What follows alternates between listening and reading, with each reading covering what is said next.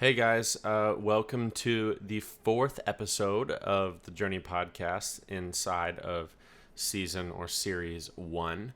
I just want to remind everybody that this is actually the audio version of a YouTube live formal podcast. So there is educational content in here. I prepared it and I went through notes and I presented all this information. So it's not just a little hangout that's recorded with released on audio only. This is an educational episode.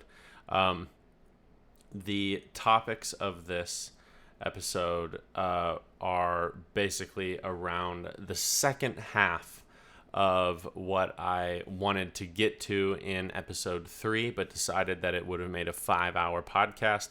So I decided to split it up. Essentially, all of the different topics that I'm covering in this episode have to do with taking the learned information, like taking the stuff that we talked about in episode 3, which was the neurological approach to learning, optimizing practice with a very specific approach in terms of your conscious attention. So it took all of that information, and this episode is going over how to implement that into building a practice routine and plan so that you can take advantage of that in the best way possible and get it to where your practice is incredibly efficient and basically shortcutting the path towards success. But basically the actual prepared topics in here are all focused around answering the following questions, I should say. The first one, and they all fall under creating a perfect practice plan. The first one is, how do I structure the perfect practice plan? It goes through and details everything out with that. The next question that I cover in this episode is basically, what information do I use to build out a practice plan? Then I get into how we go about finding that information. And then I talk about what you should specifically focus on during a practice session and how to pick what to plan out. The focus of, that is horrible English. Basically, how to determine what the focus should be for a planned practice session. Not just, I want to practice this thing for the rest of the year, but literally breaking it down into individual practice sessions. How do you determine and pick what you want to focus on for that day? And then I also go into all of the different types of shooting practice, which is a really, really interesting part of this podcast. Basically give all the different names of styles of practices. So just to give you a little teaser on it, shooting practice isn't just going to go shoot. I have multiple different types of practicing that you can do, all revolved around a different complete structure and focusing on different things. And the learning physical movement is only basically 2 of these different practice types. And I believe there are 11 different practice types that I talk about. And then after I talk about what each one is, what the name of them, and then defining what they are, I then go into, at the end, giving you an example of every single different type of practice. So literally I give you a laid out practice plan for every single type of practice that you would want to do. If you say you wanted to do every single one of these types of practices in order, you can just follow what I talk about at the end, and you would be able to do it. Thing to note here, I want to say that because this is a YouTube live, it is a little bit more informal. You'll see there's times where I stop to answer questions and we get off topic a little bit answering those questions, but that's because it's a YouTube live with interactive engagement. And just to be able to make it to where, if you're listening audio only, that you immediately get into the meat of this podcast, I actually cut the podcast in half at the point where I got into the detailed stuff, and I put it in the beginning of this episode. So it's going to be kind of weird because in the middle of this episode, it'll sound like the whole episode is ending, but then it just goes all the way into the beginning of what this YouTube live episode was, which is actually taking user submitted practice plans that you guys sent in emails or on my website, and I picked a couple of them and I went into them in detail because they're all examples of practice routines, number one, that were really good, but also that had common mistakes and common experiences that we could all learn from. So it's valuable to get to that part of the podcast and listen through there. I will say that because this is a YouTube live episode, forced into audio only. Yes, it is a little weird to listen to it audio only, but I would completely recommend to just not listen to this one on a podcast app or anything. I would definitely recommend listening to it, or actually I should say watching it on YouTube, because you will be able to see the questions that get brought up live based off of the information that I'm talking about. I also, in this episode, use a lot of on-screen graphics, so I pull up the notes that people sent me and I go through and I talk about it. I actually show on the screen PDF files of different practice routines, and I do a bunch of other stuff. So it would be worth your time to, if you're going to take the time to listen to this, just take the time to watch it instead. You'll get more out of it. It's more valuable. And then that leads me to basically the fact that I'm going to plug the YouTube channel for a little bit right now, which is that if you aren't listening to this or watching it on YouTube, take the time to go over and subscribe to the YouTube channel, because we do sometimes 2 live podcast episodes on there a week, and at a minimum 1. So basically every time that I release a recorded episode, then I only have 1 YouTube live on a Wednesday night. But every other week I have 2 YouTube live podcasts during that week on a Monday and a Wednesday, and it's a whole lot of fun. And you'll probably be able to hear that if you're watching that, if you're listening to this audio only. So without further ado, I'll just let this get into the second half of the episode 4 for series 1, and we will be good to go. Cool. Thank you, guys.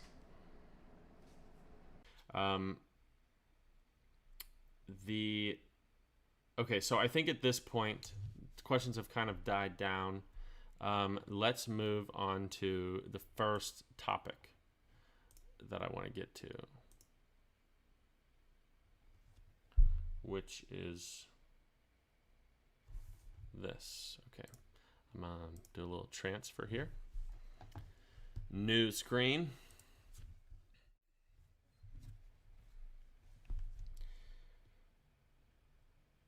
Okay, so this is going to be the first topic, and it's getting to be a long podcast, so I guess I'm just going to keep going, but I do have a couple different topics I want to talk about. This is more of the prepared stuff for this episode, and I know I had like a title up there that said episode questions, but that does not mean that as I talk through this and explain this that I don't want you to ask questions. So please feel free to type a question out in the middle of me explaining something.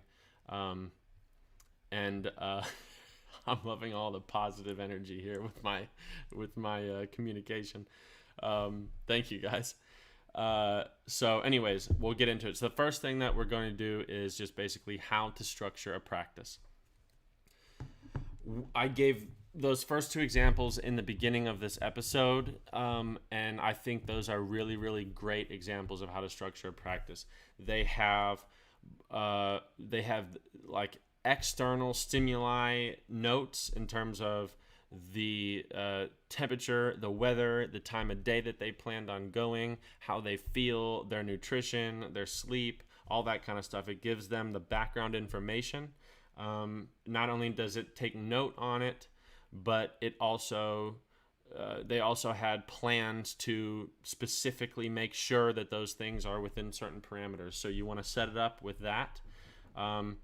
And they had a specific goal in the practice that they were going to try to learn or work on, a very boiled down focus, not a huge overarching thing. It's very specific, very minimalistic. Basically, it's simplified down to the point where you can't reduce any complexity to the topic that they're focusing on. So, one is specifically the feeling of the movement in the front hand in a certain style of mount on a certain type of target. That's and how that hand brings the gun into the mount to finish it. Fantastic. One specific motor control skill that they're working on for the practice, and schedule the whole thing out on that. That's great. So they have a specific goal of what they want to focus on. They have a specific thing that they have decided to assign their sensory perception to. So that would be the very specific feeling in that hand as it goes through that movement, or it would be the specific feeling in the rotation as they're making the move on those birds. Whatever it is, remember, you want those three components to be included in your practice. You want your sensory perception. So what are you going to be consciously paying attention to? Like, what are you specifically going to try to feel? One thing that you're going to feel. They have the physical movement, which is, this is my goal for the practice, to learn X, Y, Z. And then they have that proprioceptive underlying theme of proprioceptive movement to allow that to happen through feeling, but not consciously driven on really anything other than the specific goal of their practice. So that's like this setup. On top of that, all of those practice plans not only had the goal, the sensory perception, the underlying information, but they also had structure. They had, I'm going to go and shoot 2 rounds or 2 sets of 25 on High House 2 on the skeet field and take a break in between. Or they had, I'm going to go shoot a certain amount of targets off of from one position off of a 100-foot tower, crossing right to left, trying to break it at a specific point. So they have that structure built in to allow them to follow that plan, and in the process of following that plan, be continuously bouncing experienced feedback and using self-awareness off of what happens after they shot. So they also basically included a post-shot awareness or post-shot analysis. After every time they shoot the shot, they reference how they experienced it through the filter that they've already consciously picked through their sensory perception. So they take the shot and then they think, how did it feel? How did my front hand feel? Did it feel like what my goal is, which is for it to feel like X, Y, Z? Yes or no? Okay, no, let me do it again and try to correct it. That type of thing. So that's the structure that we want. And basically what we want to make sure is that we understand that it doesn't matter what the goal is, and it doesn't matter what whatever you're assigning that sensory perception to. And it also doesn't matter what your structure is. It just matters that you have those things. And so putting together a good practice and what to specifically focus on for a good practice all relies on whatever you decide, but making sure that you build structure around it, because without that structure, you won't have the physical self-awareness, and it basically is wasted time, because you're going to go shoot without any guidance of what to think about, what to try to do, what to try to relive through visualization or self-awareness or a post-shot analysis. And so you're just going to be shooting. So basically all of those practice plans are not just shooting. Taking that into account, and that question of how do I structure a practice plan is going to be better answered as I progress through all this content. But I do want to bring back something that I brought up in the most recently recorded episode on optimizing practice. So we want to structure our practice starting off with lower levels of dopamine.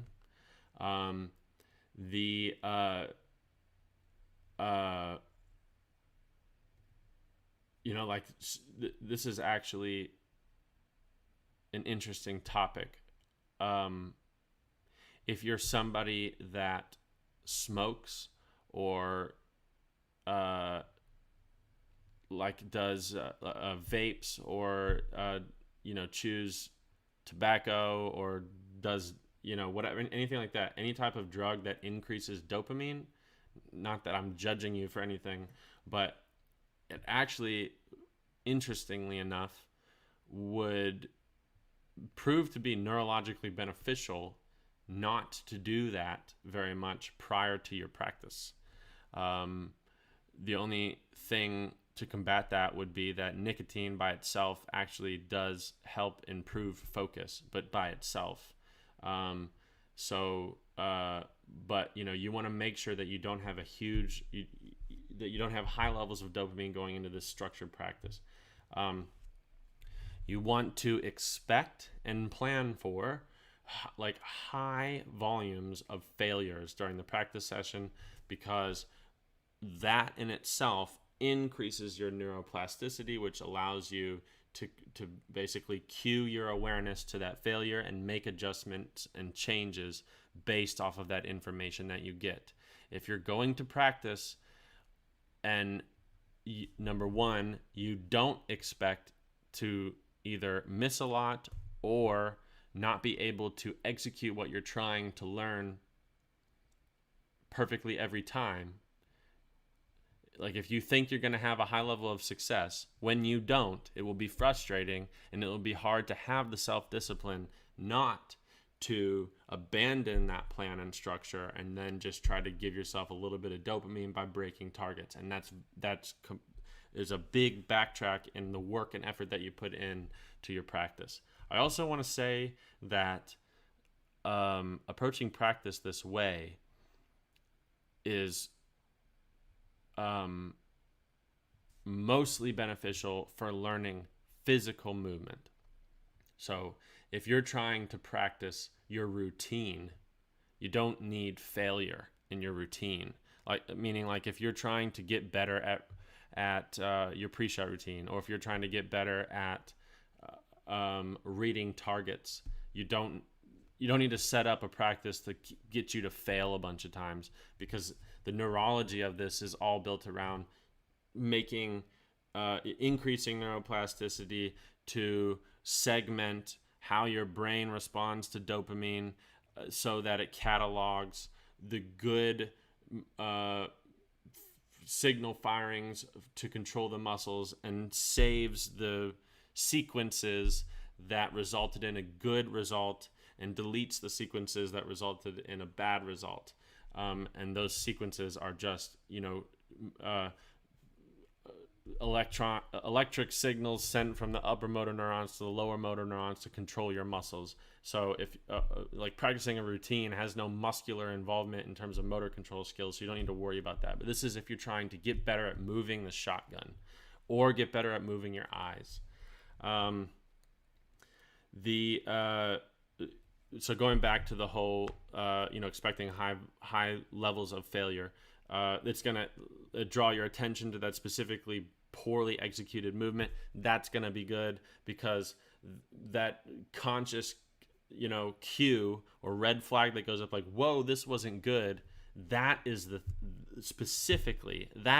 thing that helps your brain catalog the good or bad movements.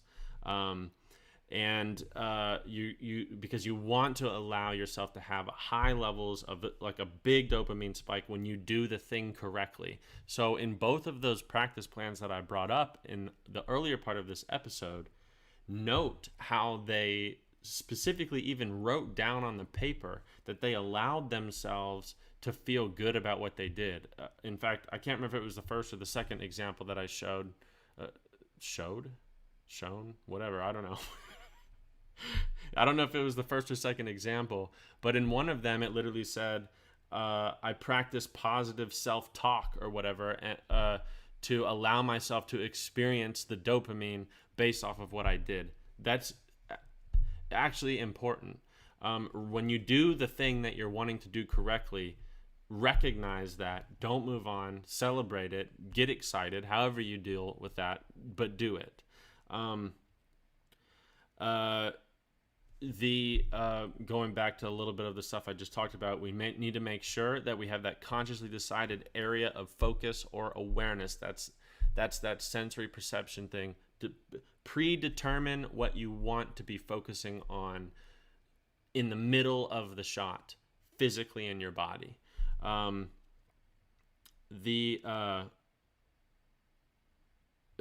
a side note on that, it does not matter what specific thing you decide to pay attention on, as long as it's something involved in the specific motor control of whatever physical movement that you're trying to learn. So, for example, if you're trying to learn a FETASC mount, and that's your goal for the practice, is to get more efficient at your FETASC mount.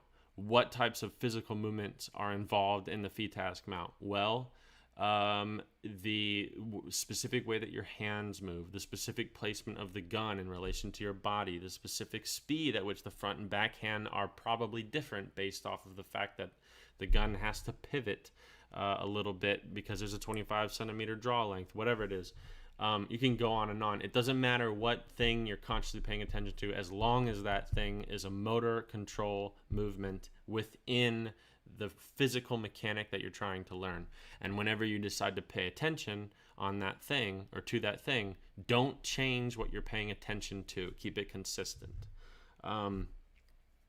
You want to have a lot of repeated repetitions within that same area of focus, so that you catalog the subtle differences of each repetition through your perceived experience. So that example of the skeet field, 2 sets of 25 back to back, on the exact same thing. That's what you want. Everybody can shoot more or less in practice based off of how much money they can afford to spend on shells, how much time they have, everything like that. But you want to, basically put it this way: if you're trying to relearn or learn a physical movement of the gun, the more that you shoot in a certain amount of time, the better. And the more that you segment that whole practice session on less and less different things, preferably one specific thing, the better. Immediately after your practice session and before any external stimuli happens that gets you cognitively thinking about anything, it's beneficial to close your eyes and process or visualize in as much sensory detail as possible everything that happened well. That's exactly what was done in both of those examples that I read. When you do that, I'm just reading some notes I have here. Your brain will replay and keep the motor sequence of movements that were associated with the high levels of dopamine, and it will eliminate the motor sequence of movements that was associated with the low levels of dopamine. This is why it's important to have low levels of dopamine at the start, so that there's a greater difference in the levels of dopamine between the good and the bad of the thing that you're trying to learn. After your practice, don't focus on anything that requires high levels of conscious attention for the rest of the day, or at least until you can process your training session through that type of post-process visualization, sleep, or a nap. Make sure you get good sleep both before and after. And the one thing that I would note is that the better that you are, the more proficient that you are in shooting, the more that you will have the ability to change focus sets in your practice. So when you're first starting out and you're trying to learn a new thing, or if you feel like you're not that mechanically advanced yet in your physical movement, you should only be focusing on one thing per practice.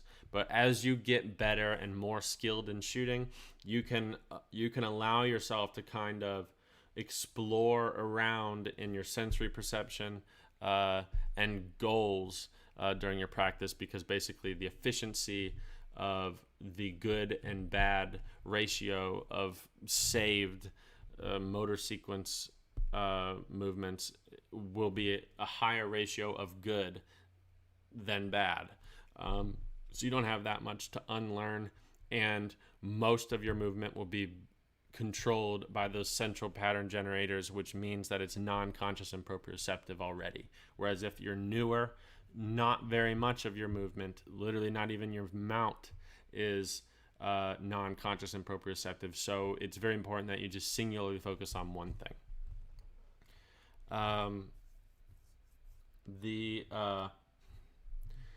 Okay, so any questions on that? I'm going to read through some of these, and then I'll go on to the next topic. Let's see. Yeah, 3+ hours is average. This is going to be... Actually, this might not be that much longer. Let's see. They're way more control than I do. When Bella starts complaining, we will have a true perception of time. That is so true. Yeah, when she gets up and it's like, all right, Dad, time to go, then I know. Ron says, taking videos helps to see what you are trying to correct. Yeah, 100%. Definitely, if you can, record yourself practicing. And in between those little breaks that you take during that practice session, while continuing to focus on the same thing, you can watch those videos. It allows for a good little bit of time in between. Also, you don't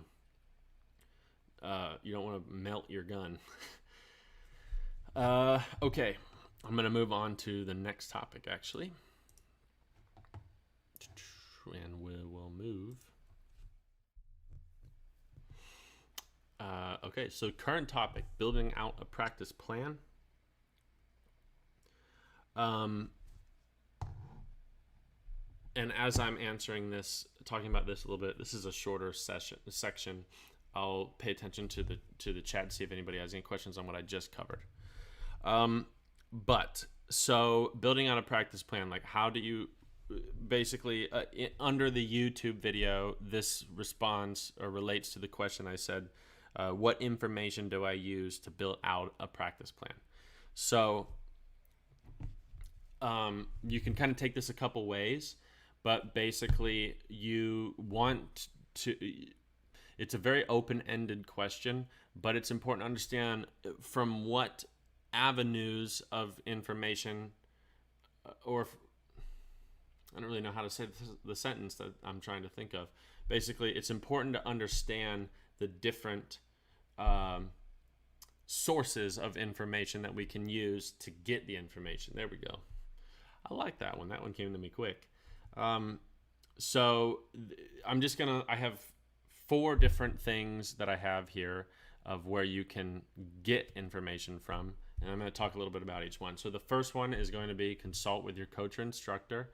Basically, what you're going to be doing is saying like, hey, what data do you have on me that you think I need to focus on? Essentially, a filter question for that would be, what is my lowest hanging fruit right now? What is the thing that I can put with equal amount of effort into all the things that I can improve on? What would be the one thing I can focus on that gives me the biggest amount of improvement? That would be a great question for the person that you're either getting instruction from or who is your coach. And you know, I get that question a lot, and it's a great thing to help have external verification that, you know, you can align. Basically, what I would recommend you do is, before you ask that question, write down what you think their answer will be and then see if it aligns. That gives you some information about yourself as well. Next thing is, as Ron said, use videos of yourself shooting. So have a friend or squad mate record you in a tournament or record yourself in a practice, And here's the interesting aspect of this. Compare that against videos of professional shooters to highlight the differences in movement.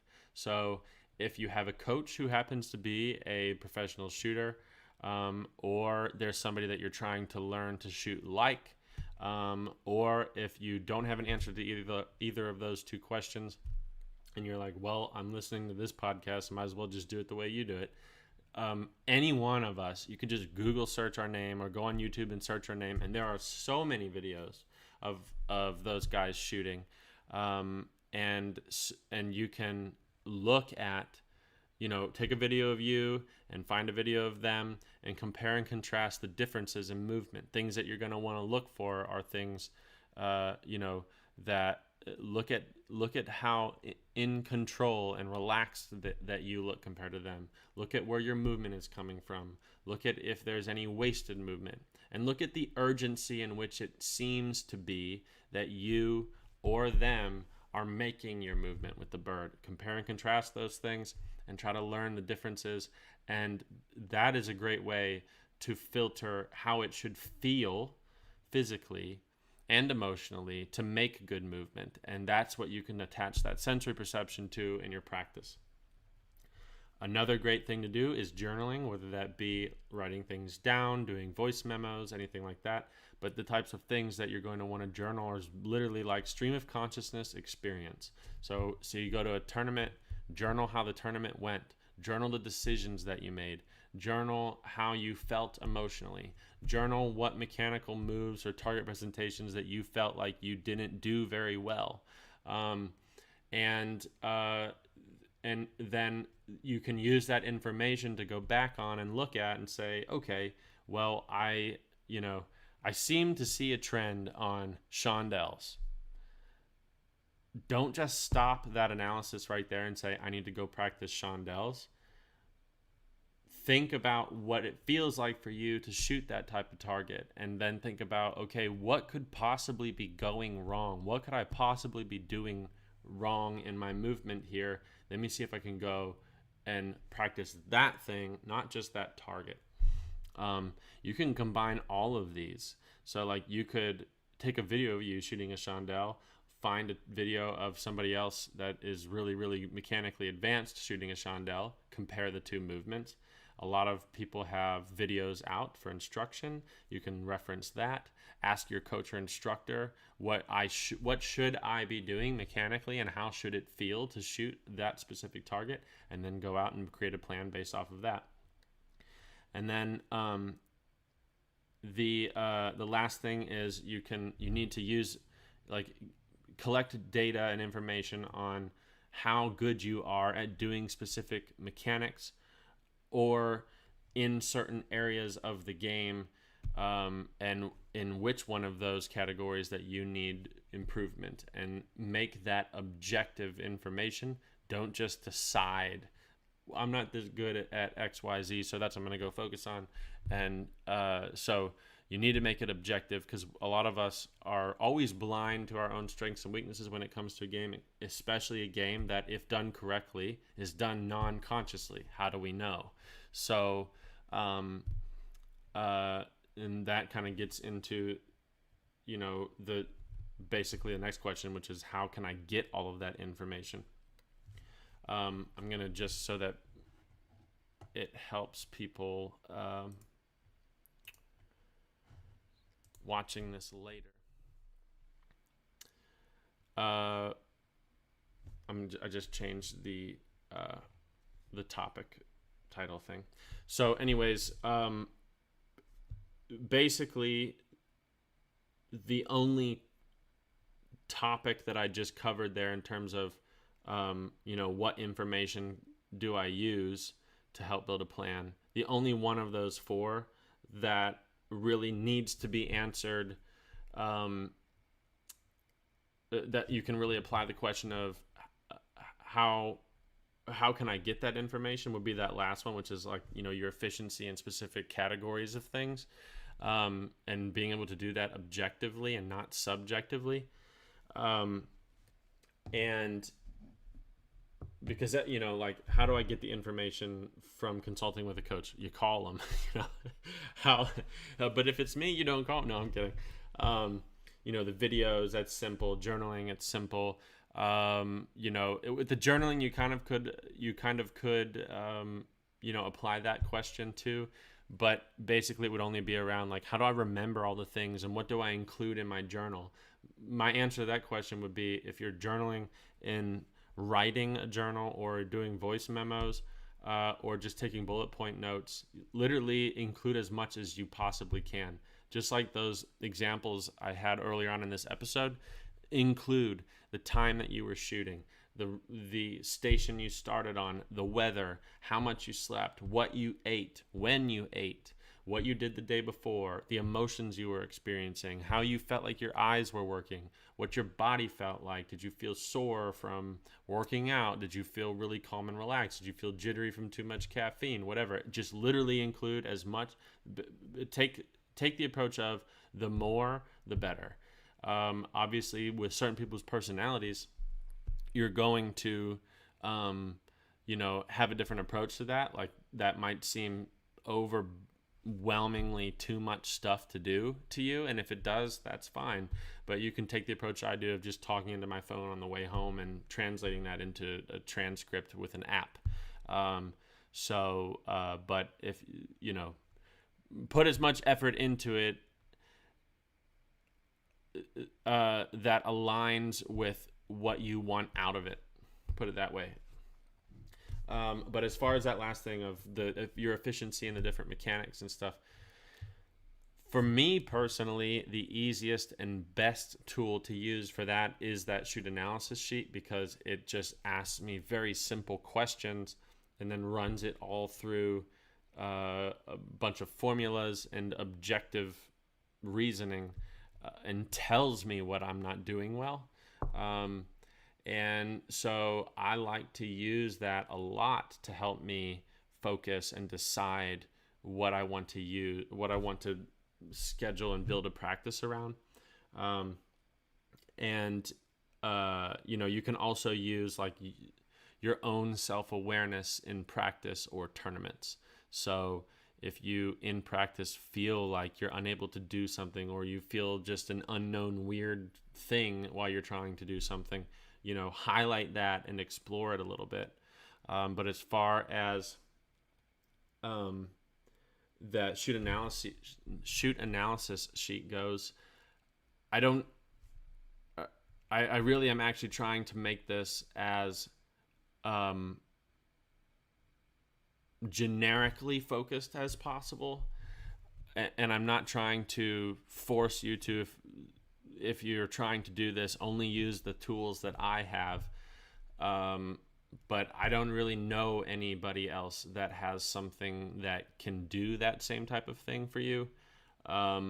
So I can only recommend that shoot analysis sheet that I have. That's one of the reasons why I make it free. It doesn't cost anything but your own time. But if any of you listening right now, or if you're listening later after this is published, and you know of some other analysis tool that somebody else has that can objectively analyze the current state of your game, put it in the comments of the video, please, because that's a great tool for people to know about.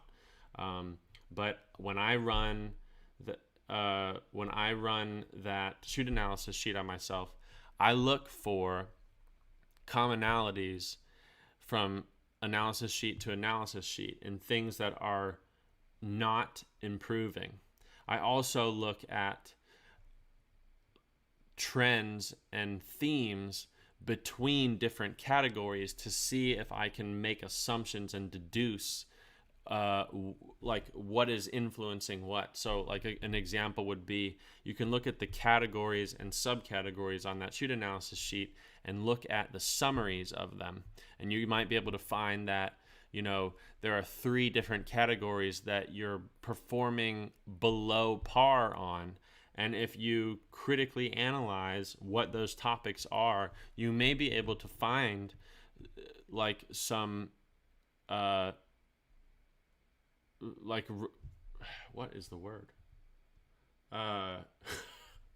Gosh dang. You might be able to find like some form of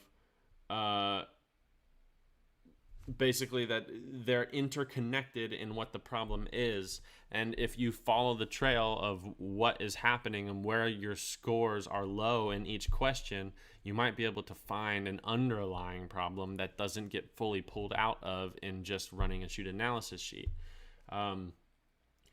And that's really, really valuable. Unfortunately, I can't really tell you how to do that because every time you run a shoot analysis sheet, it's going to be different. So there's no formula for that, which is why I don't have that built into a formula that just tells you the answer to that. For now, the only way that I know how to communicate that to you individualistically is if you book a call with me, which again sounds like I'm trying to get you to spend money with me, but I can. If you don't want to pay for that, you can just book a 15-minute call after you do a shoot analysis sheet, and don't expect me to tell you the answers in 15 minutes. But I can say, hey, look, I looked at your sheet. You have these categories that are all related, and your issue is X, Y, Z. I won't have time to go into the explanation of how to do that or how to fix it and build a plan around it like I could in an actual video call, but with 15 minutes of time, I can put you easily on the right track if you can't figure it out yourself. Yeah, that's what I have on that. What I'm going to do though is I was trying to use a shoot analysis sheet on myself for a tournament, and I wanted to actually use that as part of this episode on here and show you guys what I meant by everything that I just explained by analyzing my own shoot analysis sheet and then building my own practice plan from it. Only problem is I haven't shot a tournament since October, and so I don't have a way to really do that yet. I could do that with somebody else's analysis sheet on here. I would like to just do that with mine because the information, here's the difference. If I do it for my own self, I will have all of the experienced information, as opposed to if I do that for somebody else live on here. I wasn't there living that experience as them, and I won't have all of the information that they have. That is information that I would pull out of them in a video call to help me narrow down what my suggestions would be and make assumptions for what the problems are. But I couldn't do that on a live video here with just chat. It would take too long. So I wanted to do it with myself, and I'm basically what we can plan for in the future is that in about a week or two, I am going to be able to have a tournament round under my belt, and I will do it then in its own separate live video, or I might not even waste time on a live and just submit it. And so you guys will be able to see how I actually truly go through and break down a shoot analysis sheet and build a practice plan based off of that, because it's really, really in-depth, detailed, and it's highly specifically focused, and it helps a lot. Okay, so Austin has a question. He says, would you recommend doing a sheet every 2 weeks, monthly, after each practice? I recommend doing a shoot analysis sheet after every tournament round. So like if you're at a tournament and you shoot super sporting in the morning, prelim in the afternoon, and the main event or FITASC, whatever, in the later afternoon, I would be doing 3 shoot analysis sheets that day. But really, you can do it as much as you want, and you can even do it on practice too. I know Ron Ron Schwartz has sent a couple analysis sheets to me. I was actually going to I was wanting to use some of them in this episode, but again, a weird formatting issue with the videos and stuff, and it wouldn't load on my computer. It all works on my desktop computer, so I can do it there. It's just this laptop is annoying. let's see. I don't. What other? Okay, there's no questions on that. So I guess we're gonna go into the next topic. Moving on.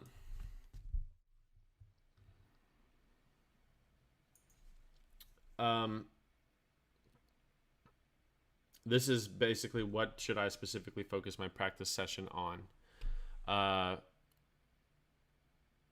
I guess I kind of got ahead of myself and basically answered that question in the last one. But just to recap, you want to specifically focus on, there's no perfect answer for that because every time is going to be different and it's all going to be related and relative to what you're currently experiencing as a competitive shooter or a non-competitive shooter. It's all going to be based off of what your goals are, and everything should align and be interconnected in that way. So, it's very easy to be able to say, if you did all of the goal assignment stuff from earlier on in the Journey podcast, and you have laid out your goals for this year, and you are doing shoot analysis sheets, then it would be very easy to look at, am I on track with my stepping stone goals and my process goals? Am I following them? And am I making progress towards those end of the road product goals?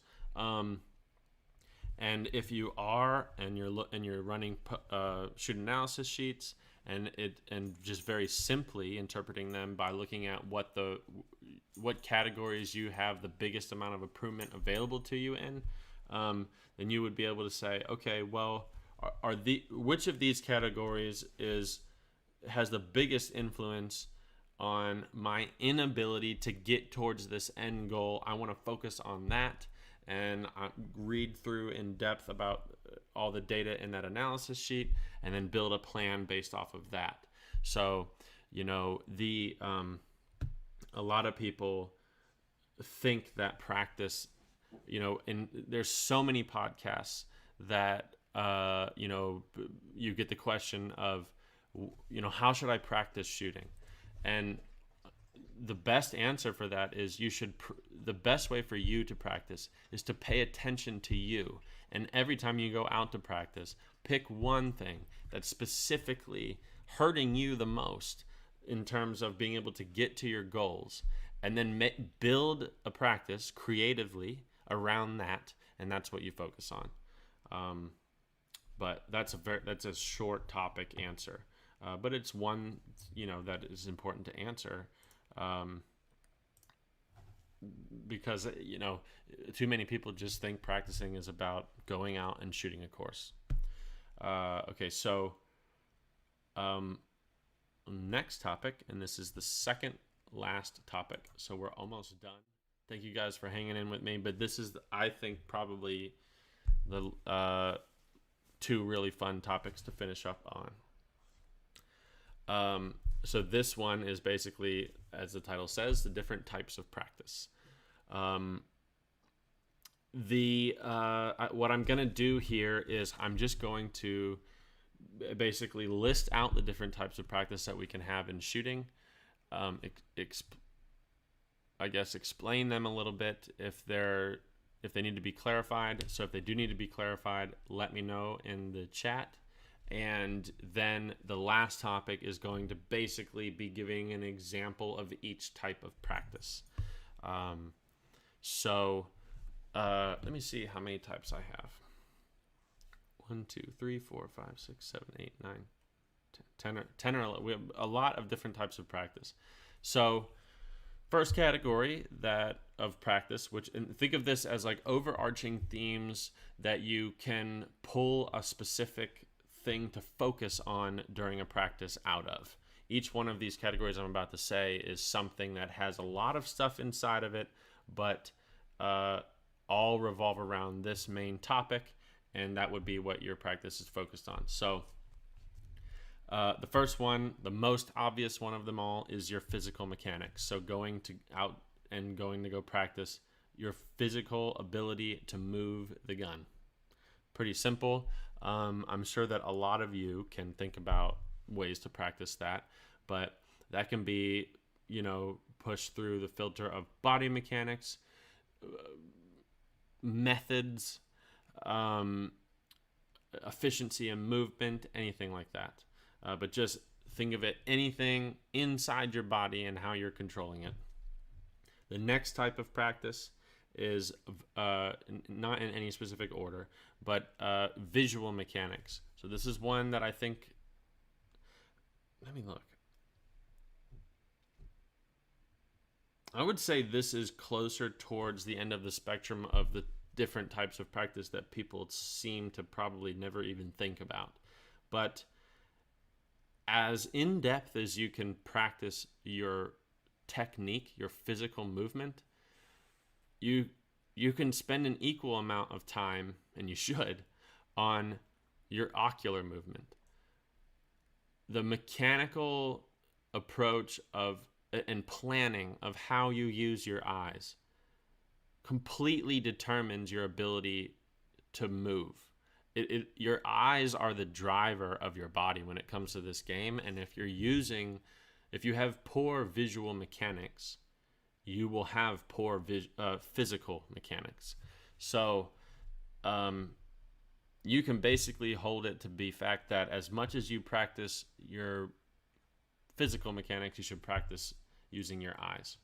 Again, I'm going to talk about an example of these things in the next topic, so don't worry, I'm not skipping over it. The next type of practice is routine-based practice. So that would be like isolating a specific routine that you use, whether it be a pre-shot routine, a post-shot routine, in-event routine, anything like that, and building a practice around that, which is an interesting thing. That type of practice involves a lot of testing and a lot of experimentation and a lot of note-taking. But basically, you're trying to create a more efficient or more effective routine in any one of the routines that are important. The next one is one that I would bet you most people never even think about at all. And because of that, I couldn't really think of a good name for it. It's just something that I like to try to tell people to do in lessons, and I practice myself. And I think it's kind of uniquely fun, but I just call it problem-solving practice. And I'm going to let you guys sit on what you think that is until I get to it in the next topic. But problem-solving practice. Another type of practice is tournament simulation. So, like, you're basically rehearsing a tournament in every way possible, or specifically isolating one thing in a tournament that you want to practice.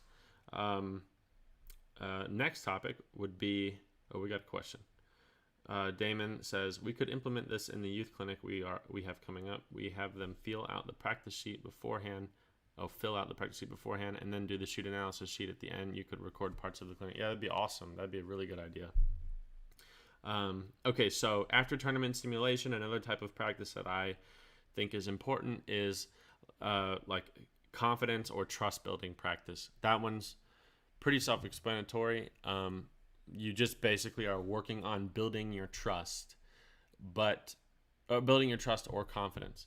But there's a reason why I didn't just pick one of those words, because the two of those words mean and are pointing towards different things. Confidence would be in your ability. Trust would be in your mechanics.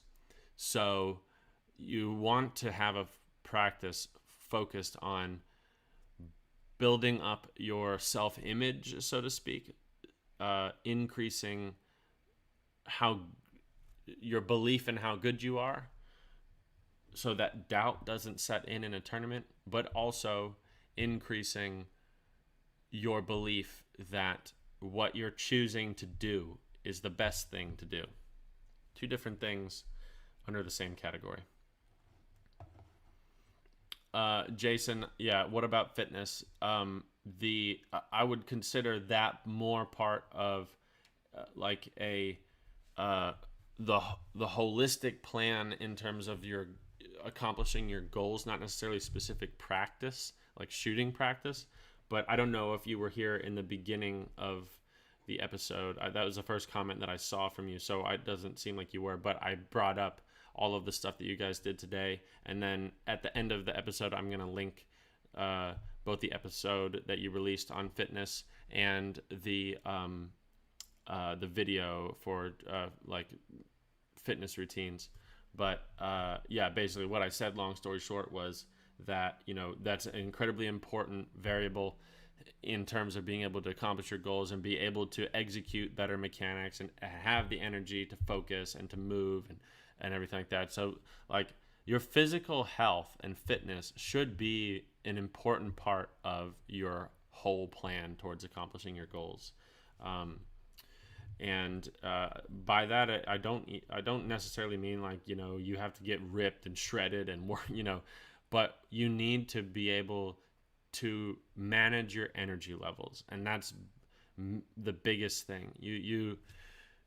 It's very important to eat good and to have and manage your energy levels, and being active and doing things, especially with like flexibility, mobility, balance, proprioceptive movement, and you know, sleep and health, and that respect is incredibly important. Okay, so the Brandon says, do I plan on going into gun fit in this series at all? It would seem these practice methods are predicated on that your gun is shooting where you are looking. The reason I ask is because you can be visually doing the correct things but not shooting where you are looking. Therefore, this can affect the feedback you're getting from your practice. Yeah, I mean, gun fit is going to be really, really important.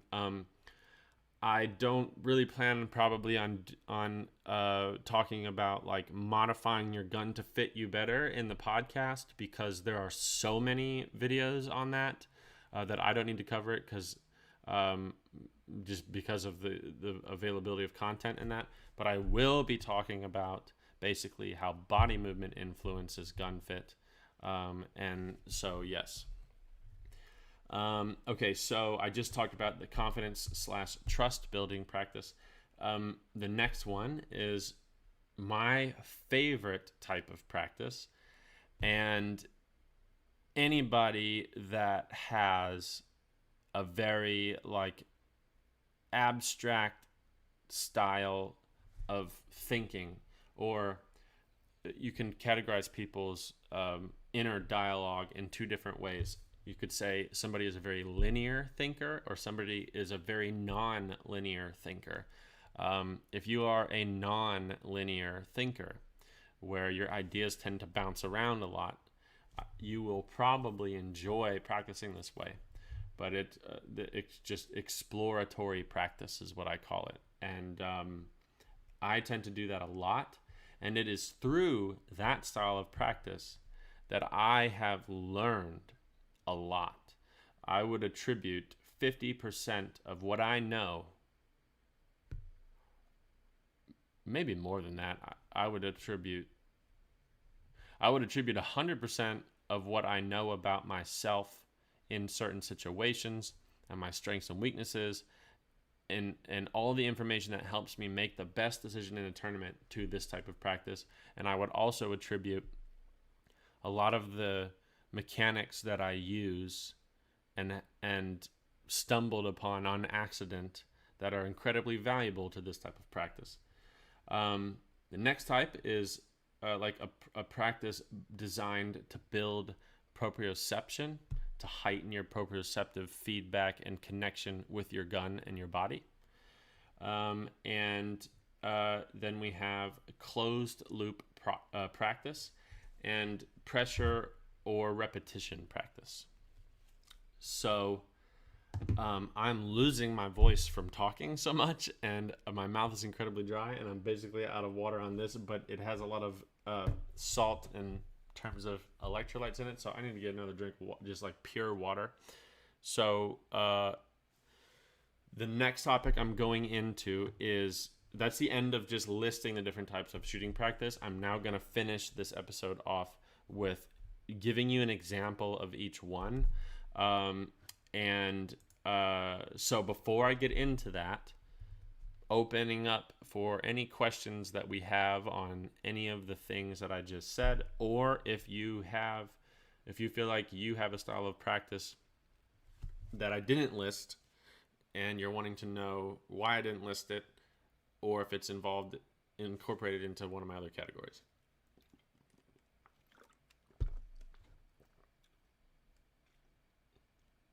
Yeah, Joe, you're correct about there is not very much good content when it comes to gun fit. Um,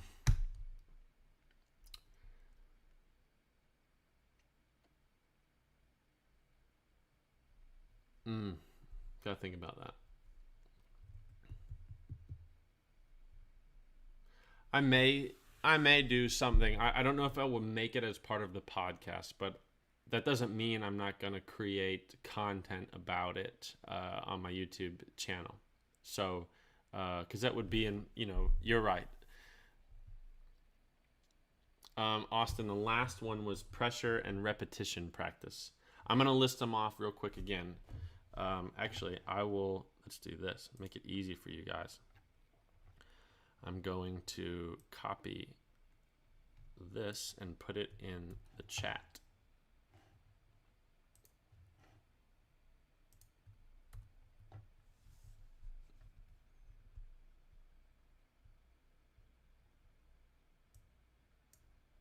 Oh man, it won't let me type this.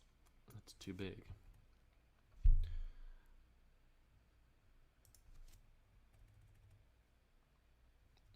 Let's do this.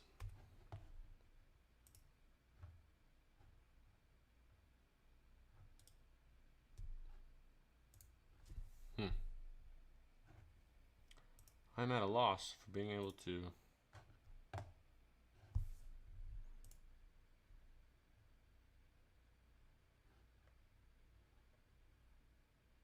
blank page. Let's do this.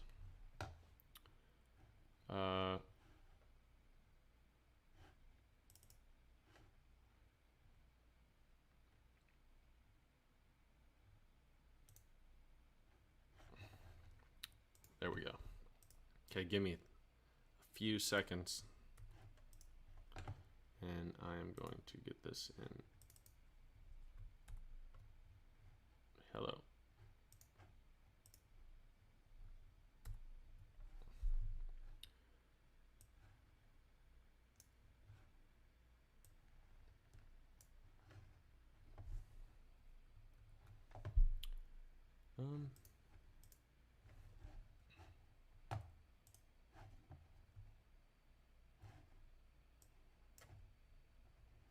Okay, so as I go grab some real water, I'm gonna yeah, the 200 character limit sucks.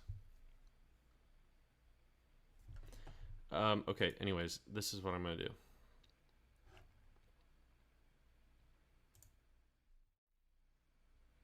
Okay, so I'll be right back.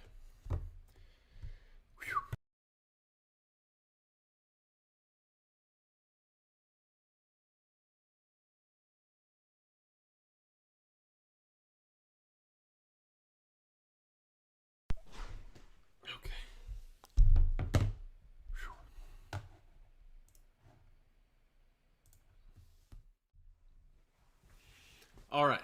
So, last topic. Thank you guys for staying with me. 3 hours and 20 minutes in. That might be a record. Maybe, I think. I don't know. Okay. So, I don't see any questions on that or comments, so we're going to go in to the examples of each type of practice. I'm going to try to give like one. Why am I looking over here? The camera's over here. I'm just going to give like one example of each practice to kind of make it quick. And also because I want to stick with the theme of you guys trying to get a little bit creative and abstract and diving deep and thinking critically about how to build different routines based off of specific information that's identifiable to you and helps you based off of that information that you get. Running a shoot analysis or talking to your coach or watching videos, whatever, and pushing it through the filter of whatever topic of practice that you're trying to build. The first one was physical mechanics. So I have you know what? I'm going to pull it up. I don't normally like to do this, because I send this out to students. I have a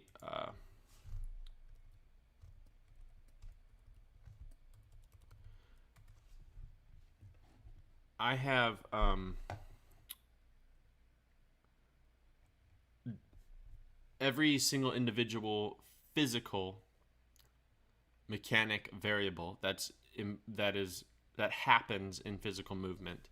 I have at least one drill to practice and isolate that specific type of movement. So I'm going to pull up one of them, if I can find it on this laptop.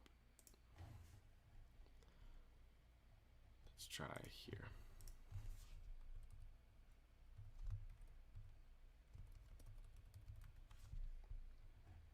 Here we go.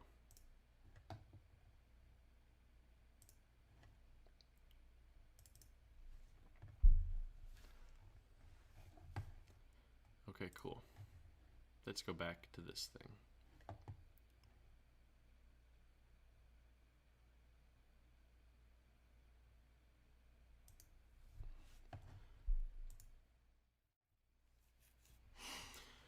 Okay, so this is what I call my 30, 45, 60 drill. And this is a drill that is put together to specifically focus on the mechanics of the different, basically differentiating the speed of your hands and your body. So this is a drill that you can follow and go through step by step in a practice routine, and with a specific conscious awareness that you've decided on and assigned your sensory perception to, you will learn a lot and build very good and efficient movement over time. So basically, this is an example of the drill. It gives you the type of targets that you need to set and what the purpose of each different one is. You would not necessarily want to do all three different types of targets in one practice. You can if you want to, if you're more efficient at shooting, but in the beginning, you may want to just pick one. And that the best one to pick is a pure crossing target, because it gives you more of a 1-to-1 ratio in terms of the speed, because the bird isn't changing its relationship to you as quartering away or quartering in, which would, if it was quartering away and maintaining the same speed, you would feel your movement slowing down, and the opposite would happen if the bird was quartering in. But it gives you the different type of target sets that you can vary the presentations on. Gives you a focus for what you should be setting everything up in, and it tells you basically what to pay attention to. But then also, if you go down, it gives you a menu. So you follow this menu like with a scorecard, and these are the different types of birds. So you would have a bird set at a 45-degree angle, a bird set at a 60-degree angle, and a bird set at a 30-degree angle. These are all angles of like how high it is. And you would go through that menu. You'd start off in the first round and shoot 15 targets of the 45-degree bird, because that's going to give you a 1-to-1 ratio between your hand speed and your rotational speed based off of the way that I teach. Then 15 targets of the 60, then 15 targets of the 30. And then round 2 is 10 of each, and then 5 of each, then 3 of each, then 1 of each. And the purpose is, the more that you progress through this drill, the less of an ability that you have to settle in on a movement. So it is cueing your awareness to, it starts you off being able to identify and slowly correct the physical movement in your hands or rotation, depending on what you're focusing on. And by giving you a higher volume of each specific one before you change to the next one, because, a 45-degree target is going to feel different than a 60, which is going to feel different than a 30. So it gives you 15 of each, and then 10 of each, and 5 of each, and 3 of each, and 1 of each. And basically, you sit at round 5 for as long as you want. By the time you get to that, you're only shooting 1 of each target. So from shot to shot, your awareness is cued to the differentiation between the movement in your body after you have allowed yourself to kind of refine and correct the movement. And then underneath for the 2D diagrams, it kind of just gives you an example of what you should feel in each one of those. So that's an example of a practice focused on physical mechanics. And it's a great one. It's one of my favorite ones.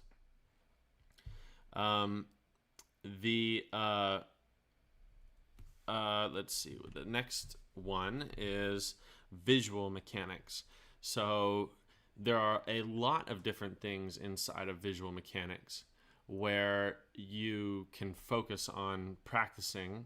The one that is really simple to explain is, I just call it like the eye snap drill. Basically what you do is you specifically would be highlighting the ocular muscular movement of your eyes, and you would want to be consciously aware and attentive to trying to control the fact that as soon as you take the shot on one bird, that you snap your eyes to the second bird immediately and before your body and gun respond to that movement. So essentially you're forcing and controlling consciously your eyes to get to the second focal point before the gun even moves.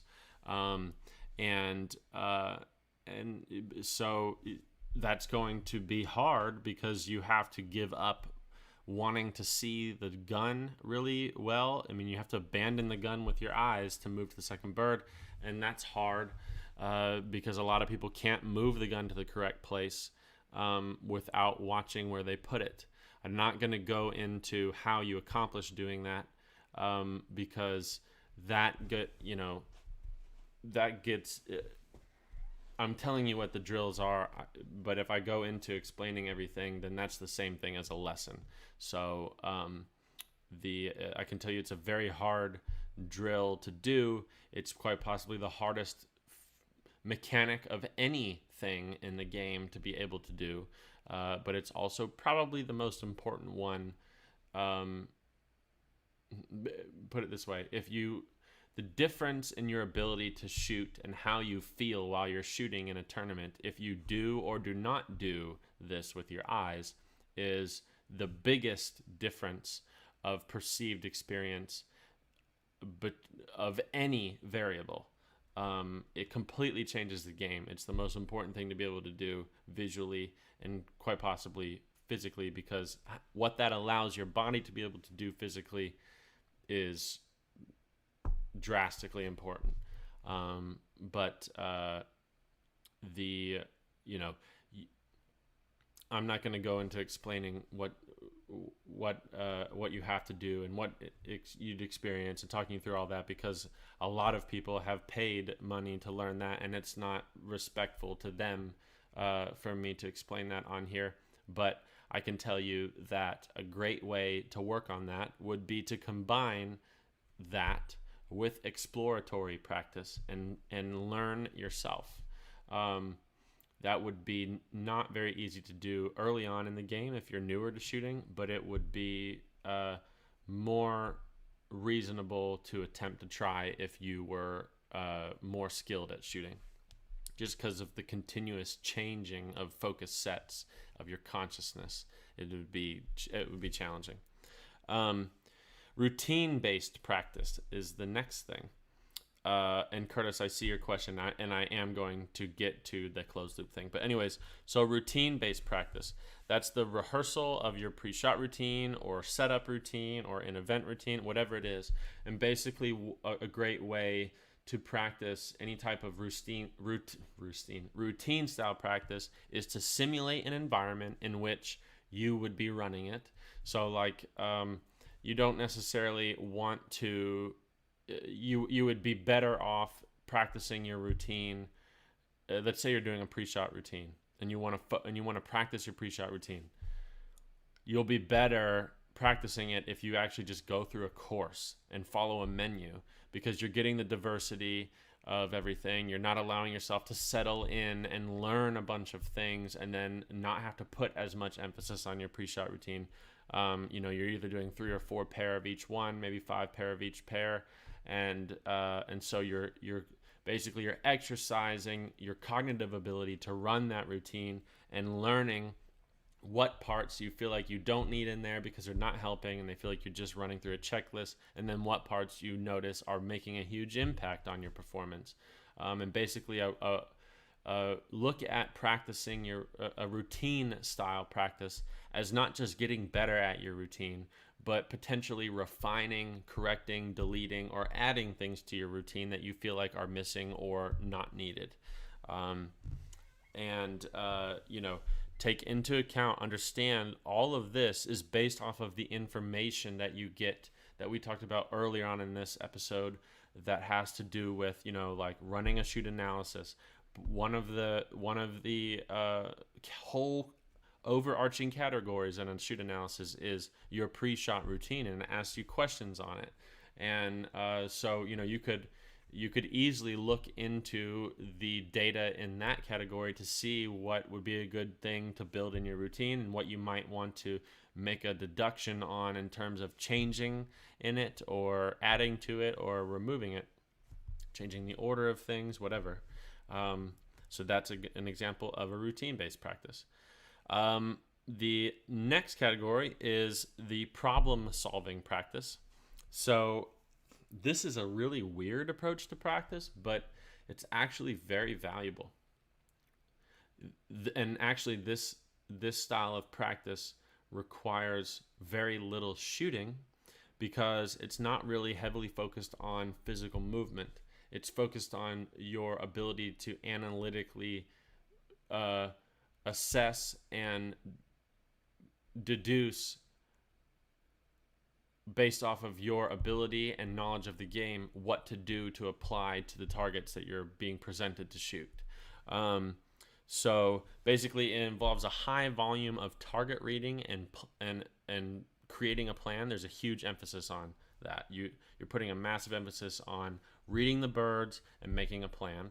And because of that, you're going to want a really high variability of target presentations, because the purpose is not to practice the presentations. The purpose is to practice your ability to create a plan and practice your ability to read targets.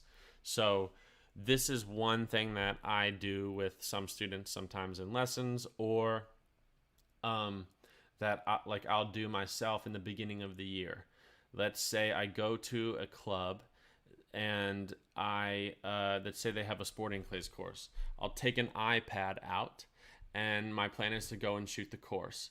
So I will go to station 1, and I throw the first bird, and I read it, and I throw the second bird, and I read it. And then I take the iPad out, and I take a picture from eye level of the view of the station from where I would be standing. And then on the picture, I draw the lines of the birds. And I try to draw it as accurately as I possibly can after having just seen one view pair. And after that, then with my drawing, I throw the first bird again and I look at the accuracy of the line that I drew. Did it go over the correct background points? Did it have the same amount of space above the tree line that the actual target line is? Basically, I'm just gauging my accuracy and my ability to know what the lines are after just seeing one thing. I'm also going to look at my accuracy and where I read the apex to be, or where I saw that it landed, things like that. And I do the same thing for the second bird. And and then I make a correction to my drawing if I'm wrong. And then after that, I plan on shooting a report pair A, B, and you can add or change the menu style that you shoot. But just pick two of birds. If there's three targets at every station or four targets every station, that's fine. But just use a combination of whatever. Just pick a bird or two birds, create a report pair. True pairs, I don't generally do too much of in this because, I don't recommend people do too much of this because we have to get good at understanding what is a good and fair true pair. You don't just want to throw a true pair of two targets together and it might just be a dumb pair and it isn't going to help you learn anything. So if you feel like it is a good true pair and the timing of it is fair to you, then you can throw that too. But create a pair and build a plan in your head. Pick a hold point, pick a break point. The way that I teach is there's all these variables that I have to find out. So I go through and find out all those variables in terms of my physical setup. I make a plan. I try to go through and think about what the plan should feel like, if I executed it correctly, and how I should see everything happening if I execute it correctly. And I don't mean lead. I mean like how good of detail should I see in the bird? How slow should it look? When am I able to actually see the most amount of detail? Go through the list, all the things that are important to put into a plan. If you don't know those things, go to my website, dradulovich.com/shoot, and start to fill out a shoot analysis. And when you get to the planning part of the shoot analysis, all the things it asks you about are the things you want to include in your plan. The planning is a subcategory on a couple different pages, so that's what you'd want to be looking at. And so then I build a plan, and then I shoot the pair one time only, and I assess if what I put together in my head was accurate to how I experienced it. And then I flip the pair if there's two targets there, or I create a different pair if there's multiple traps there. And then I do the same thing. I put together a plan, both in my mechanics and my eyes. So like where my eyes are going to go, how they're going to see everything. And then I shoot the pair one time, and I assess that off of what my plan was, and then I move on to the next station. I just repeat that through the whole thing. That is a good example of problem solving practice. Basically, it's all about your ability to problem solve, critically analyze things, and research and come up with a plan. The next category is tournament simulation. That one is very self-explanatory. Basically, you're going to simulate being in a tournament. I would recommend doing this with a squad. Put together a squad of 4 to 5 other people, and all of you guys having the intention of it being like a tournament. Put money on the line if you want, bet lunch or dinner or beers afterwards, whatever you want, but simulate a practice and simulate a tournament and run everything about your tournament, even beforehand. Make sure you sleep good, do all the stuff that you would normally do for a match. Go to the tournament or go to the club and follow the menu, keep score, have trappers, call out the pairs. You may find some people that are going to take it very seriously and they're focused and quiet, but that's not the only experience that you get in tournaments with random squatting. Sometimes you get people that want to talk and that are obnoxious and loud and whatever. And so, literally give yourself any type of experience that you can have in a tournament, simulate it, test it out with the purpose of picking anything within that experience that you're trying to either gain awareness on or improve or refine. The next one is the trust or confidence practice. And that is, if it's going to be the confidence practice, a very simple way to do that is to go to a target or pair that you know that you have a high degree of efficiency or proficiency on, and just grind out as many targets as you can with the purpose of basically hitting as many as possible, running your full routine, and fully consciously paying attention to the bird visually. The trust aspect of that, meaning that you're building your trust in your own mechanics, would be that you're going to be very heavily focused on the setup to make sure your mechanics are good. And as you shoot pairs or birds, that you're going to do through the same filter as the confidence building practice. You're just more heavily focused on your mechanics and paying attention to how your execution of those mechanics work really well. And if you want, you can explore around with different approaches that you think may be equally good, better, or just slightly less. Basically, you're building your belief in that the approach that you want to take on that is the best one that you know how to do.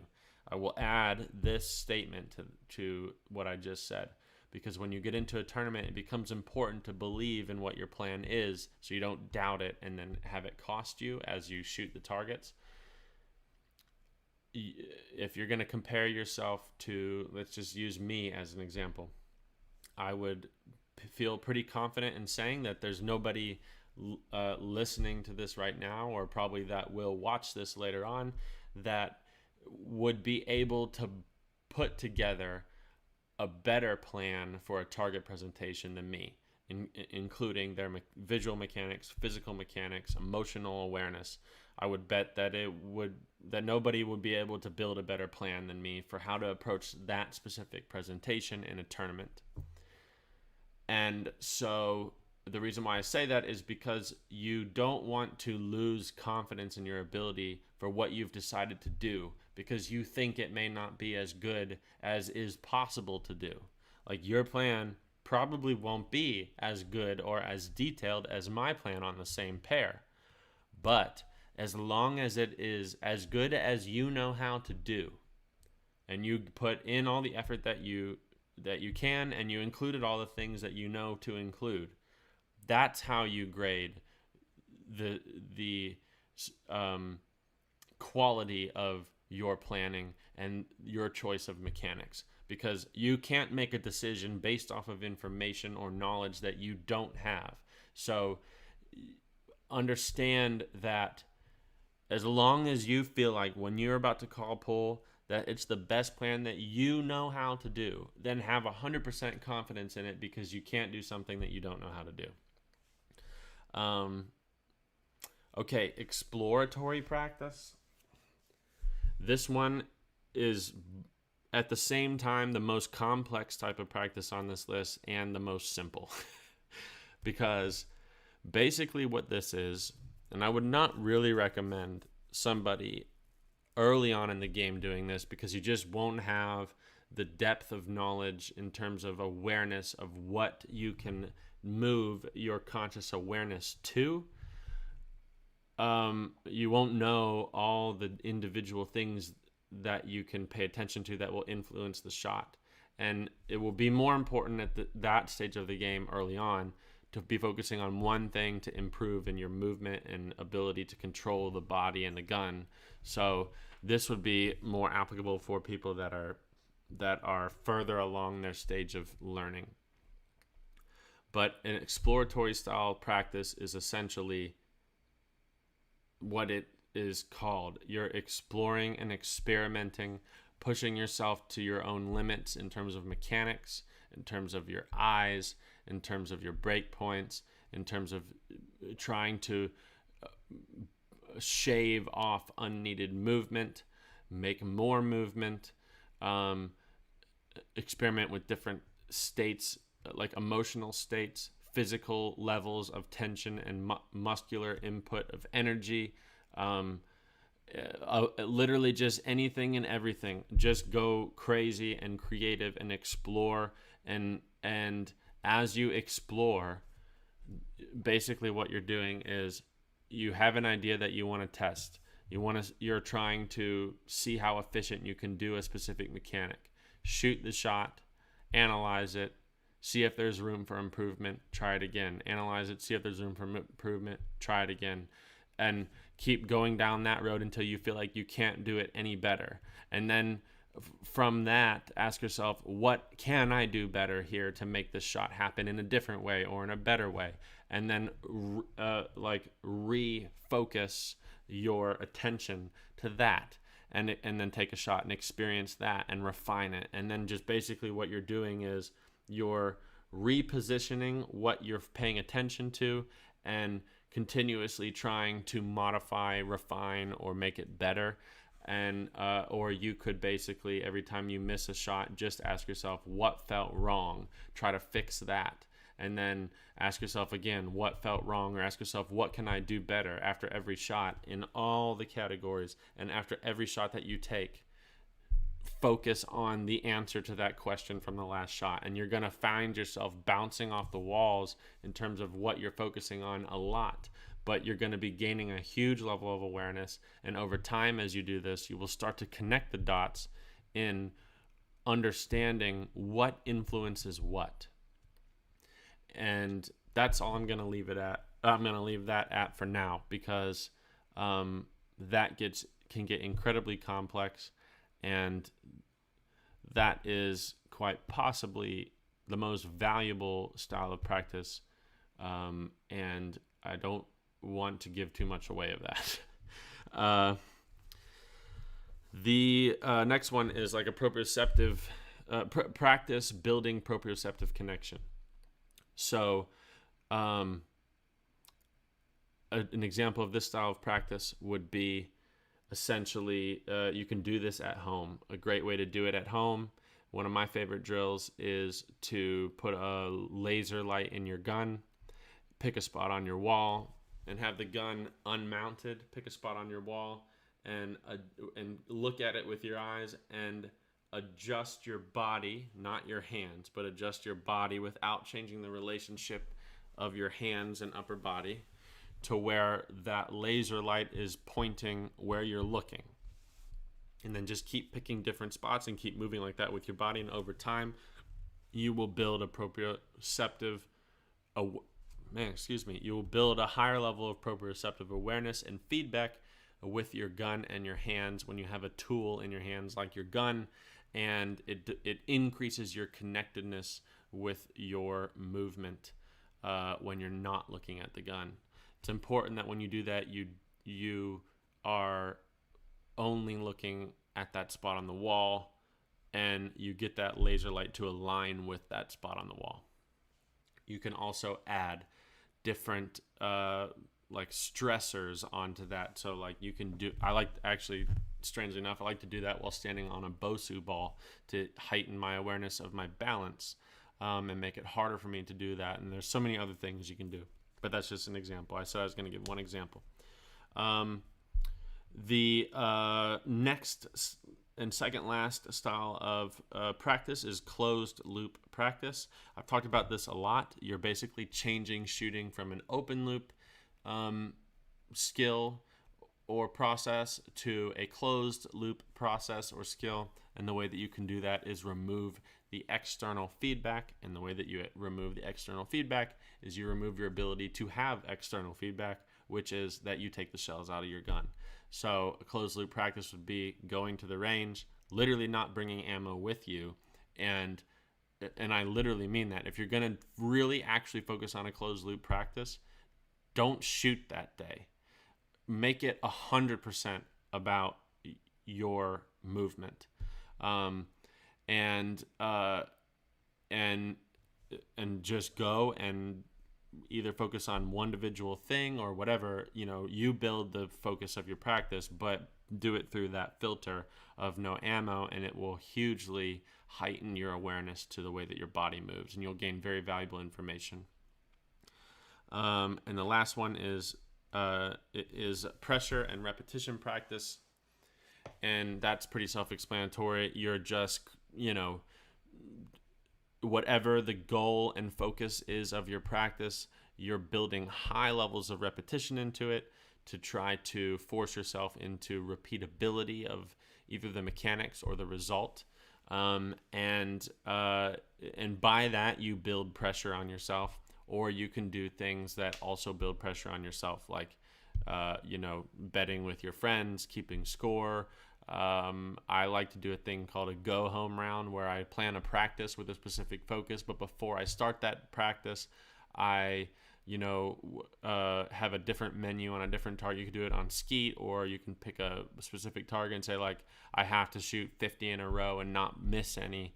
And if I do miss one, I have to go home and I don't get to practice. Whatever it is, just build something, use something to create pressure, and force yourself to practice repeatability. So that is the whole list. And I said at the end of this that I would link the links to the Dead Pair podcast stuff, and I'm going to right now. So that's going to be in the comments. First, I'm going to put down the link to the episode. And the second link that I'm going to be attaching is to the YouTube video with the physical I kicked my camera again. The YouTube video with the the fitness routine and some of the stuff that you can do to help improve your shooting. So I would recommend looking at those because they do heavily relate to this whole topic that we're on, which is just learning how to accomplish your goals and the step-by-step process month by month and learning every component involved in that. And one of the components is fitness. So cool timing of that. And I appreciate the Dead Pair guys, not only for what they do, not only for them participating in my live podcast and for them having me on their podcast, but I appreciate all of the stuff that they put out and the effort and time that they put into putting together helpful content and having fun guests on their podcast. So if any of you guys are subscribed to me on YouTube or as a podcast and you have not heard of them, go follow those guys too and give them support on any of the channels that you have. And same for all of the shooting podcasts. am now realizing how many there are. There's Shotgun Sports, there's Clay Lab, there's like 3 or 4 different trap shooting podcasts. I don't know if there's any skeet shooting podcasts yet, but there is a lot. So yeah. Damon says, what about adding the shot cam with the laser light drill so you could watch what you did too? I think it would have to be in the hunt mode. Yeah, Damon, the shot cam is fantastic. It's an incredible training drill. And I'm actually probably going to have a whole episode on how you can use that in your practice. Because I'm a huge believer in that product and a huge believer in those people. They're fantastic people. And they make a product second to none. And there are a lot of other shotgun or gun barrel cameras on the market. And I feel bad for all of the other ones, put it that way, because the shot cam is amazing. It's amazing, an amazing tool. It has a fantastic app. And I mean, you want to talk about a company with amazing customer service and incredible attention to detail and a huge amount of care for their customers. That company, you could do a case study on them in college. So huge fan, definitely going to include them later on. In fact, actually, I've already been talking to them about a lot of that stuff and including a lot of shot cam stuff and footage and the use of that product in some videos that I'm currently in the process of making. So I guess we are basically 4 hours in, and I am 50% away from not being able to talk. That's a lot. So I guess we will call it there. It's very late for a lot of you guys, so what we'll probably do is any remaining questions that I didn't get to, or if you need clarification on anything, we will just plan on holding them for another episode or email them to me. And you can always email them to me at podcast@dradulovich.com, and I will do my best to answer them. I will also say that I know I am behind on a lot of your emails and responses for this podcast. And the tomorrow morning I am headed home and have a big block of time in my schedule to catch up on everything. Basically, the way that I work is that because of my teaching and everything, if you email me while I'm on the road teaching, it'll be hit or miss whether I can get back to you or not because of how long I'm teaching, and then have video lessons after I'm teaching, and then podcasts after the video lessons until midnight, and then start again in the morning. So I really literally have zero time by myself for a week or two straight to be able to answer emails. And if I do it after midnight, then I can't teach good the next day because I'm tired. So it's basically, I'll go through periods of when I can answer and when I can't, but I always try to get back to everybody. So I will get back to all you guys, and then thank you all for being here. And holy cow, Matthew is still on here. I hope that you went to sleep. 5 a.m. My God. Goodness. Well, get some sleep, man. And thank you all for submitting everything. I wish that I could have a podcast where I could get on air everybody's submissions, but it literally would be impossible with all of the stuff that I have. I actually had plans to include 3 more today. But thankfully I didn't, because we would be probably past the 5-hour mark. So, yeah, there's that. Cool. Anyways, thank you guys a lot. Appreciate everything. If you find the podcast helpful, just share it with a friend. And that's all I ask. I'm trying to help as many people as I can, and I enjoy hanging out with you. Thank you all for the participation and the interaction and the engagement and the submissions. And it's a blast. I really have a lot of fun. So good night, everybody. And we will see you, or you will hear me. I haven't decided if the next one is going to be recorded or YouTube live, but basically around Monday. Adios. And I forgot how to end the stream, but now I just found the button, so that was awkward. Okay, just a little reminder that if you're listening to this episode, this was the end of the YouTube video, but because I cut it in half and swapped each end so that the informative stuff is in the beginning of the audio recording, this is now just starting the whole session, going into the submitted practice routines and discussing what happened, answering questions, and laying out a lot of really valuable information. So I would not recommend stop listening to this at this point, but I would recommend, if you're not already watching this on YouTube, that you, at this point, you definitely migrate over to watching this episode on YouTube, because this is where I'm actually showing things on the screen that people have submitted and talking about it, and it's way more valuable.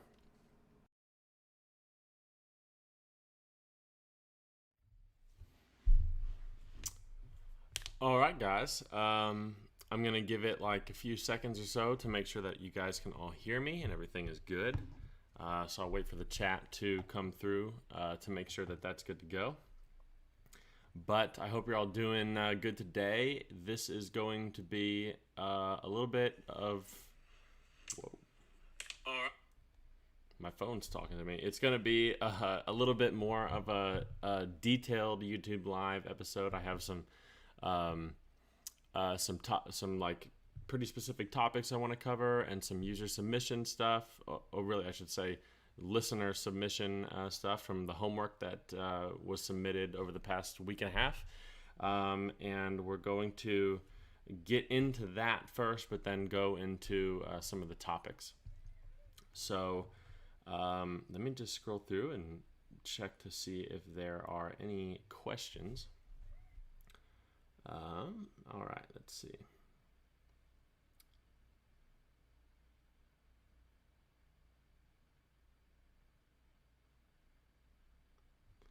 Okay, cool.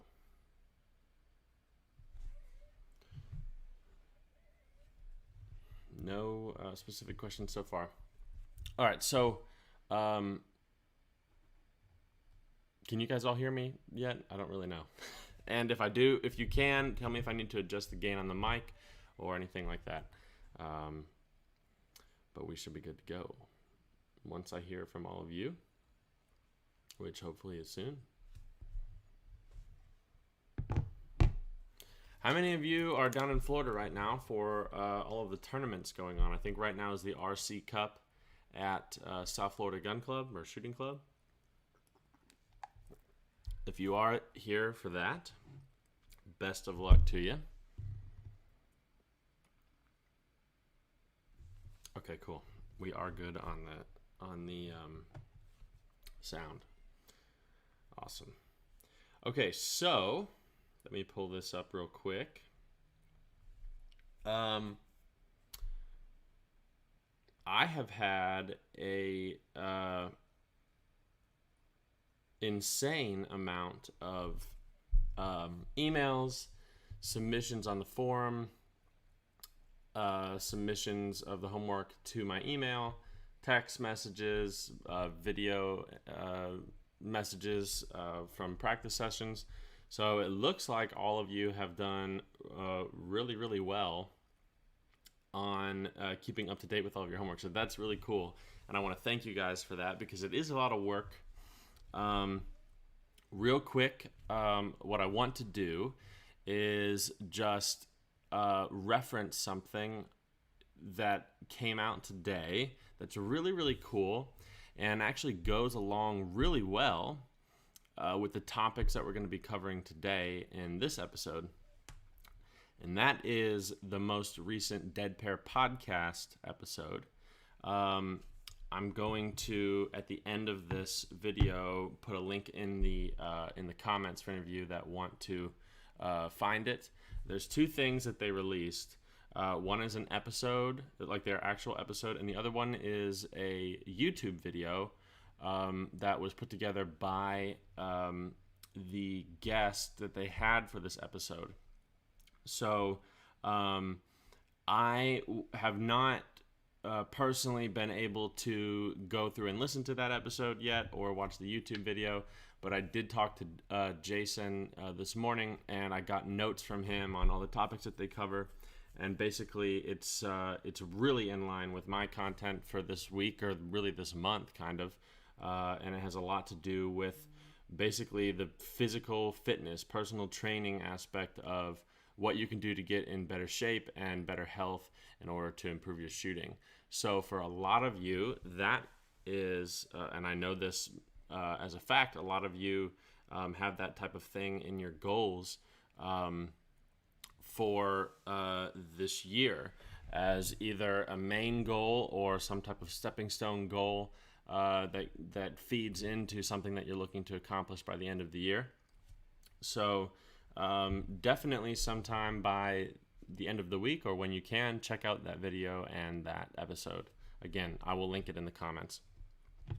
But anyways, let's get into the topic. So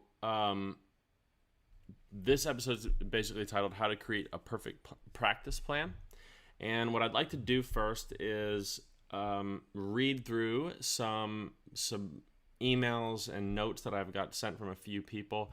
I have had so many people send things in, and I've been teaching all day, every day down here, so I have not been able to add some of the stuff that all of you have submitted into the notes and the plan for today. But what I did do is go through and pick, I think it's 3 different ones so far that were submitted. So there's going to be a lot of you that are going to feel left out. I apologize for that on this episode. I'll get to it hopefully this coming week when I get home. I'm driving back home from Florida tomorrow morning. So I'll get back to you either personally or in another episode on YouTube. But I picked 3 out that I think really will apply for a lot of you that have submitted stuff, and a very specific one that I want to cover first that is going to, I think, be something that if all of you are doing the right thing in terms of following your goals, building out a plan, and incorporating the neurological information based off of the science that we covered in the most recent recorded episode, this is going to be an experience that a lot of you will have in terms of what this specific person communicated to me. And so I definitely want to hit that first because I know it's going to be relevant to pretty much everybody here. And I want to talk about it, explain it, talk about how to get through it, and why it's actually a good thing. So the first thing I'm going to do is I'm just going to read the email that I got. This is a snippet from the email that I got. This is from Matthew Etherington from the UK.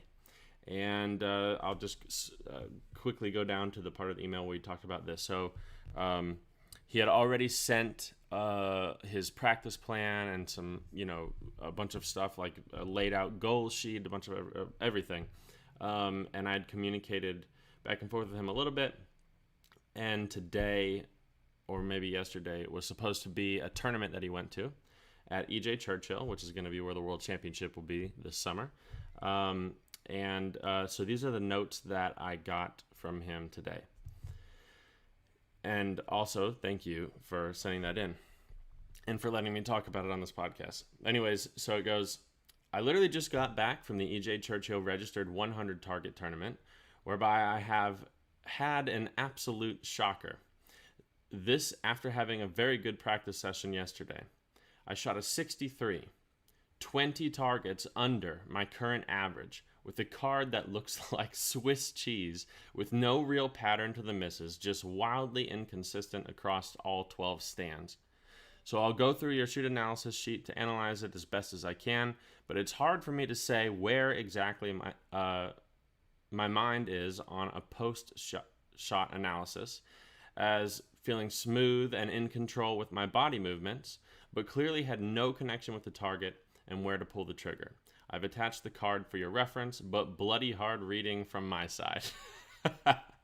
So, not to laugh at the score, but at first off of the language. I love the way that you guys expressively speak over there. And I'm going to try. I don't think that I tried to pull up the card so I could show you guys. You know what? Actually, I'm going to see if I can try it one more time. We're going to see. Let's try this. I want to just go, if I can pull this up. The problem is it was in a different format that my computer won't read. And so I was having a problem opening up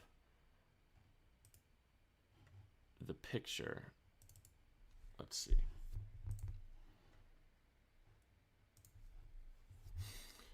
Yeah, dang, I can't do it. Okay, anyways, so he basically in his explanation, he's correct in saying that if you look at if you look at his scorecard, there's no real consistency to it. There's no real theme to it. There's just misses all over the place. And so this is going to be something that a lot of you may possibly struggle with early on. But it's avoidable, and it's something that you probably will struggle with early on if you do one little mistake. And so I want to hit on it, but before I explain what happened, I want to go into the submitted stuff that he sent me based off of what his practice plan was and what his experiences were. So we're going to go into that. And I'm going to pull it up here. I apologize that I'm going to be doing a lot of screen sharing on this episode, and just unfortunately I'm on a laptop as opposed to my 3-monitor desktop setup at home, so it's going to be kind of clunky and a little bit like weird as I do this because I'm working all of it off of one screen, so just bear with me as I go through here. But anyway, so let's pull up our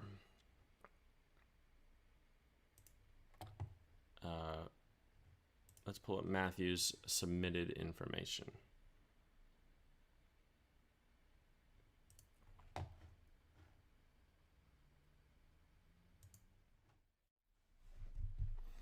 Okay, so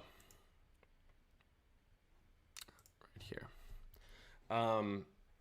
There's a couple pages to this, and this is basically the month-long schedule that he has. And I do want to bring this up first, because if you guys have had a chance to listen to the first recorded episode that I released, one of the things that I talked about being incredibly important is balance. Balance in your training plan, and being able to make sure that you structure your pursuit of accomplishing your goals in a way that in a way, sorry, I just got a text, in a way that allows you to, number one, not get burnt out or oversaturated with this, massively indulged version of shooting where we're just hitting it so hard and being incredibly detailed in our planning and structure and schedule that it's all focused on shooting, and just either emotionally or literally goal wise we get burnt out and lose interest. And I thought that this plan here was actually pretty good with that, because first off, just the little I'm colorblind. I think these are pink boxes where it says family. I like that that's in there, and he's giving himself time to be able to do that. If you go through, you're looking at 4 different weeks of the month, and he's scheduling out per day. And he's not really shooting every day, but if you look at the at-home practice stuff, he is doing things on a daily basis in order to maintain relevancy and saliency in the stuff that he's trying to learn. Later on in this episode, I'm going to get into the different types of practice that we can have. And one of the most important things actually is practice that you can do at home. So I'll be able to actually bring up some different drills you can do and practice routines that you can do at your house, in your office, in between Zoom calls if you work at home, or just real quick little things you can do. But that's what a lot of this is. That kind of stuff really, if you're doing it right, can help to build a proprioceptive relationship with the gun to allow you to pull that into both your practicing and your competing in a way that is hugely beneficial. If we scroll down here a little bit more, we see some of the he's giving us what some of the drills are that he's going to be using for his home practice.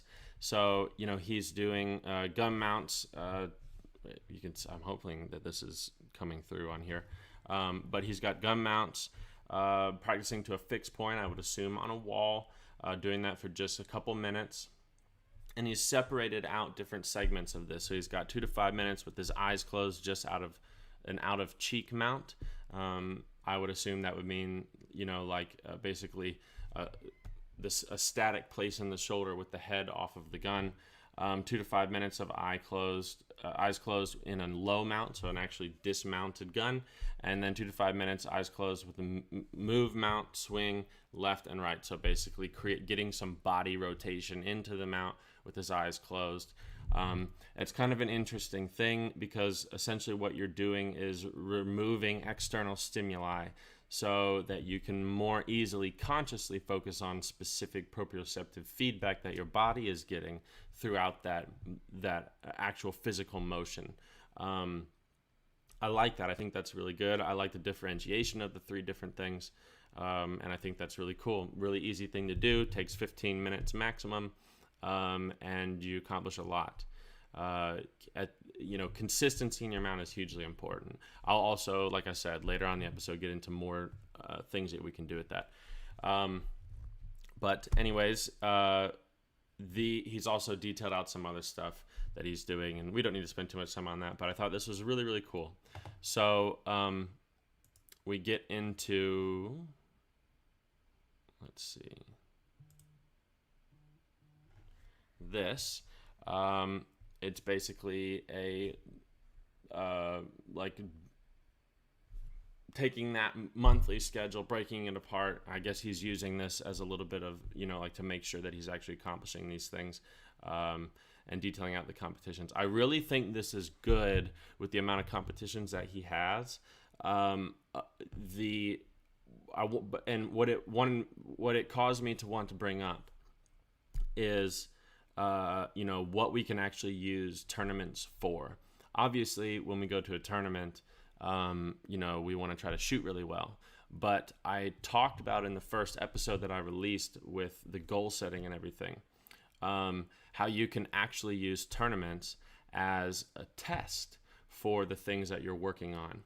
And not everybody is going to have either the financial ability or the availability in time in terms of their schedule, or just be in an area geographically that has tournaments this frequently. 4 tournaments in a month, that's pretty intense. Most of us at the heaviest basically get to like 1 or 2, but in this month schedule, if he's got 4 tournaments, I would assume at least one of them is not a very big tournament. Quite possibly all 4 are not that important. And so sometimes it's really, really useful to use those tournaments as a test. The types of things that we would want to be testing in a tournament are not really mechanical, or we could call like physical technique stuff, but instead really testing out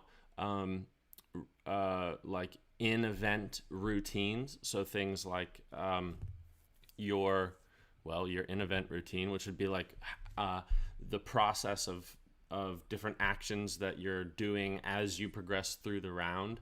So like how good are you at engaging or disengaging different conscious focus sets? Like are you good at moving your attention? Are you practicing being able to stay present? Are you making sure that you're staying hydrated and eating something to maintain energy?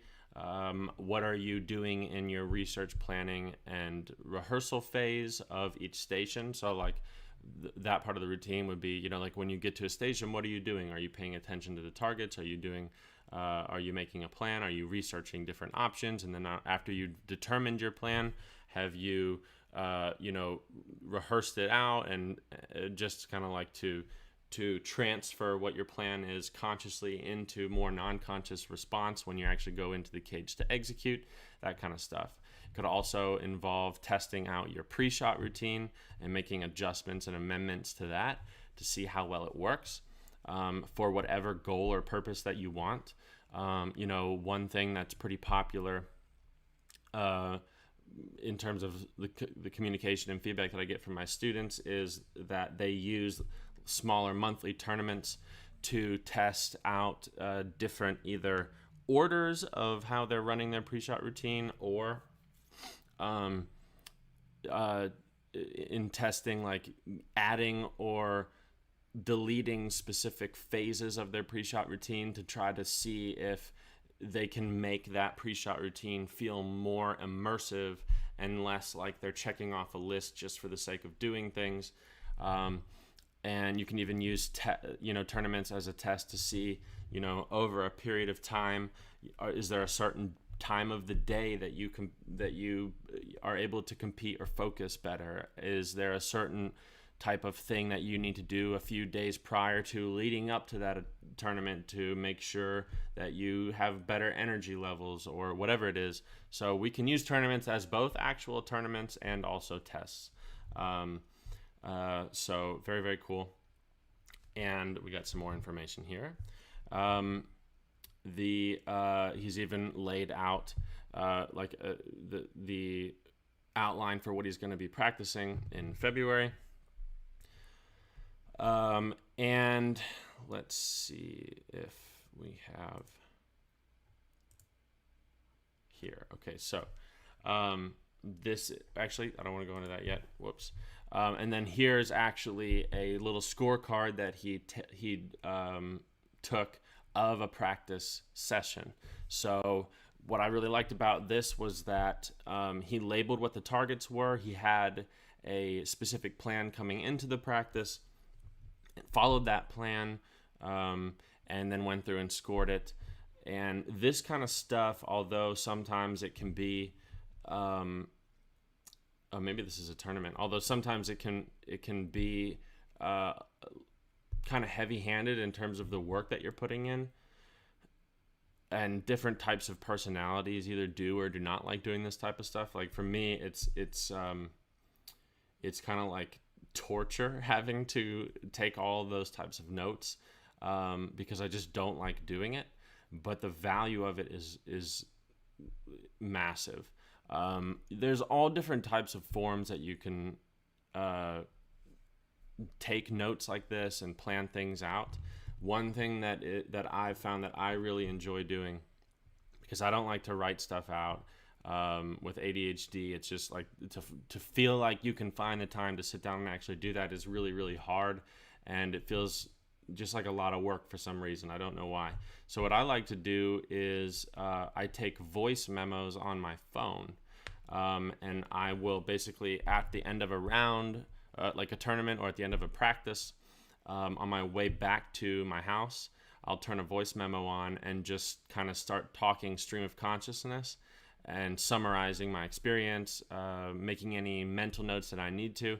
And then there are plenty of apps where you can upload a recording and it transfers that into a transcript, like it changes it all to text. And I like to do that because it seems very easy and I can kind of like double up on time. So as I'm driving, I can just talk as opposed to having to get home and take the time to write things out. But I really like this. I think this is fantastic. And nope, wrong person. I had somewhere here, I can't find it.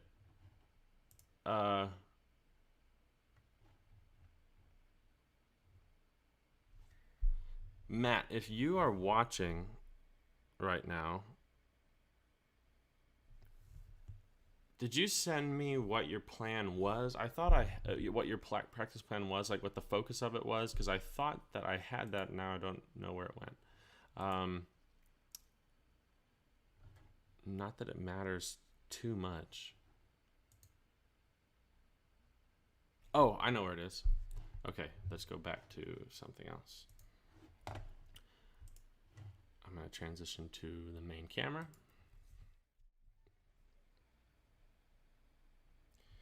Okay, so here is, I'm going to read off what he sent me in some notes. So it says, this is a summary of the practice plan. I decided to start on a target that I'm very familiar with rather than work on a target that I'm struggling with. This is so I can get a feel for the technique of consciously paying attention to an isolated physical movement and being aware of the muscles involved, rather than the target being my primary focus for the practice. I thought that was really cool. It was something that I did not recommend in any episode, and it was a unique way of basically using the target style or just his own personal confidence in that specific target to kind of remove and replace the value of what he's doing into the physical mechanics. Basically what he's doing there is essentially accomplishing the same thing as what I've talked about, which is remove the shells from the gun but still shoot the target, because basically he's shooting a target that he's not really going to miss, so he's not too worried about that, and allows him to more easily consciously influence his sensory perception, which was that category that we talked about in the last recorded episode. So it says, I started on high 4 on a skeet field. My conscious physical focus for this practice is my right hand. FYI, left-handed shooter. So he's talking about he's going to be consciously focusing on his front hand in the mount, and smoothly pulling my gun into a full mount from a just out of cheek ready position. I've been practicing this move at home, if you guys remember in the little detailed laid out thing of what his at-home practice was. It was hugely involved with that.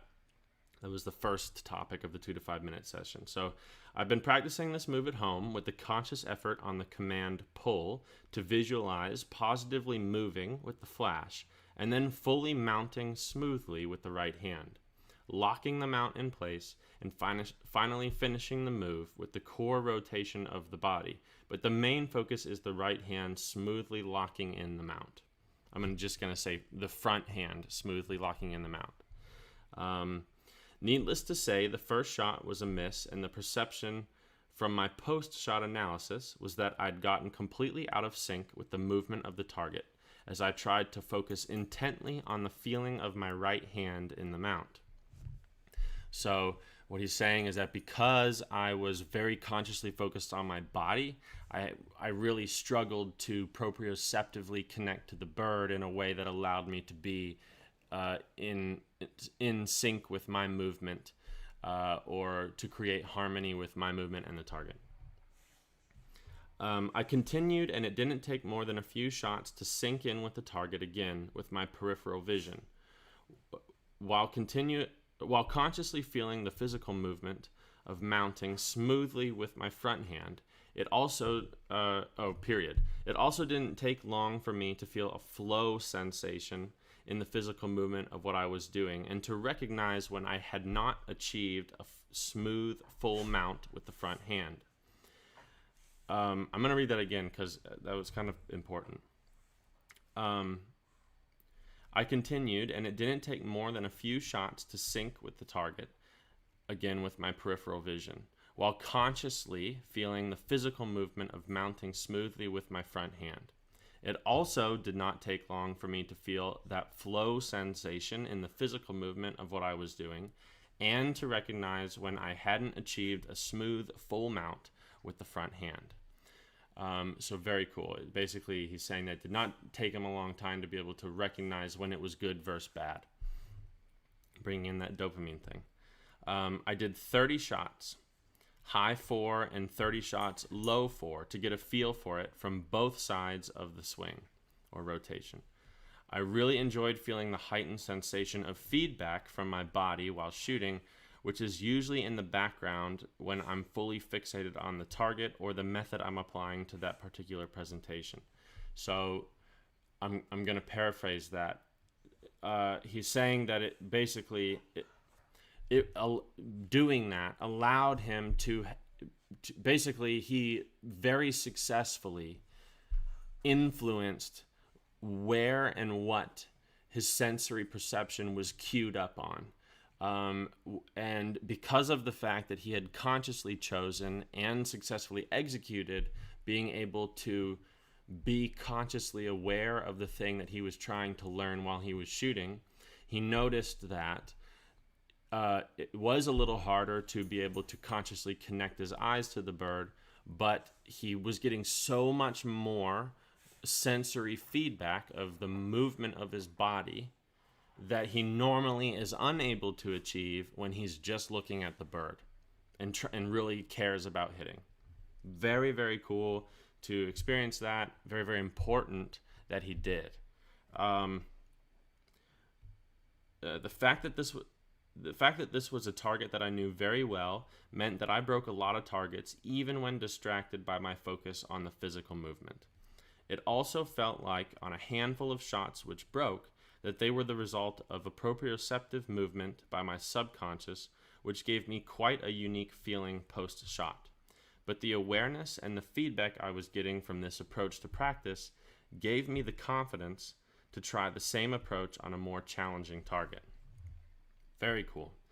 I am not 100% sure, but I'm interpreting that as saying that, so he said, it also felt like on a handful of shots which broke that they were the result of a proprioceptive movement by my subconscious, which seems like basically what he's saying is that there were a few shots that broke where maybe because of what my conscious focus was on, I didn't have really the best possible connection with the bird, and proprioceptively, like non-consciously, those CPGs, central pattern generators, took over the control of my body and kind of adjusted non-consciously to put the gun in the correct place to be able to break the bird.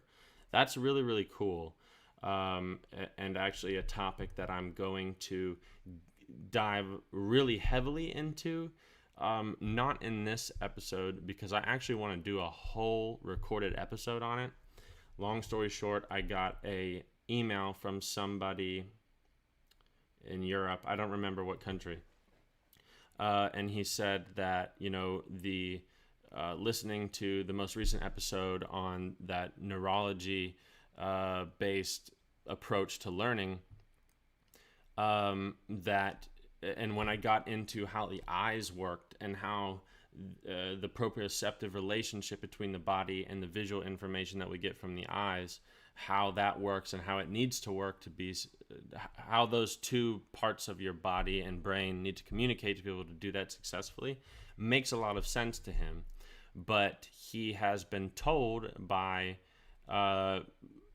even somebody who has won a world championship that you need to be able to maintain awareness of the gun consciously during the shot in order to make a conscious correction if you put the gun in the wrong place. And he wanted me to answer that question, like, why are you saying something different than what this other person who has won a world championship said? And can we like dive deep into that? And that's a fascinating question. And there is actually a lot of really cool research behind that, not in shooting, but in some other stuff.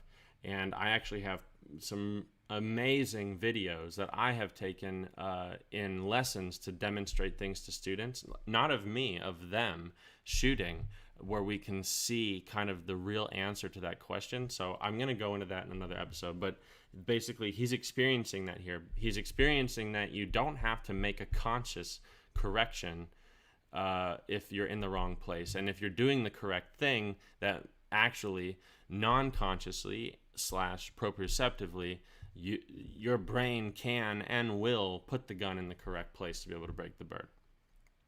Awesome little detail to include there. So one of my focuses for improvement this year is on long, high tower shots. I shot a registered tournament at a club in England last Friday, and using the suggestions for improvement from your shoot analysis sheet, I shot my best score at that shoot. So saying that he ran a shoot analysis sheet, it told him what areas to focus on to improve, and he focused on those and had a really good round. I performed a lot better by applying greater value to my awareness during the shoot. However, I became unstuck on stand 10, got stressed with a good overhead target on report to a long right to left 90 millimeter from a 60-foot tower, resulting in 2 out of 10. So I decided to work on a single target at another club from their 100-foot tower. The stand was 80 yards from the tower, and the target was 100 feet up in the air, right to left crossing. Standard black target curling away, probably arriving at the breakpoint 50 yards out. I shot 100 shells at this target, and again focused on my right hand, focused on his front hand, because he's a left-handed shooter. Focused on his front hand, smoothly locking into a full mount from an out-of-cheek mount. I have to say I missed a lot, but when I made a good move and the target broke, I could really tell what my body had done in the move with good sensory feedback. I could also remember the feeling of the movement with the target in the post-shot analysis. Ultimately, I probably missed as many as I hit, but when I hit them, the target seemed clear and slow and the breaks were really good. The result of this practice is I've achieved a new mental picture of these targets when they break and the feeling my body has when I'm making a good connected move. Super cool email. I'm going to, as I'm reading this, if you guys have any questions about anything that I'm reading, or if I went over something too fast, feel free to say that in the chat. So then he ends it with, I've got a shoot analysis sheet to submit for that tournament last Friday, and I'm shooting a registered tournament, EJ Churchill's, tomorrow, and he's referencing the one that he shot really bad at. I'll try again, as suggested in the shoot analysis sheet, to have greater awareness of my shooting through the competition and revert to focusing on the target and letting my body be proprioceptive to the movement. Okay, so first off, fantastic email, fantastic effort and commitment to what you're doing. Great feedback. You're on an awesome track. I'm going to go back now and read that first thing that I started off with and answer that question. So it says, I literally just got back from the E.J. Churchill shoot where I had an absolute shocker. This after having a very good practice session yesterday. I shot a 63, 20 targets under my current average with a card that looks like Swiss cheese with no real pattern to the misses, just wildly inconsistent across the 12 stands. So I'll go through your shoot analysis sheet to analyze it as best as I can, but it's hard for me to say where exactly my mind is on a post-shot analysis, as I felt smooth and in control with my body movements, but clearly had no connection with the target or where to pull the trigger. And then you attach the card. Okay, so here is what happens. As you can see, that was a fantastic effort to apply all of the stuff that we're talking about in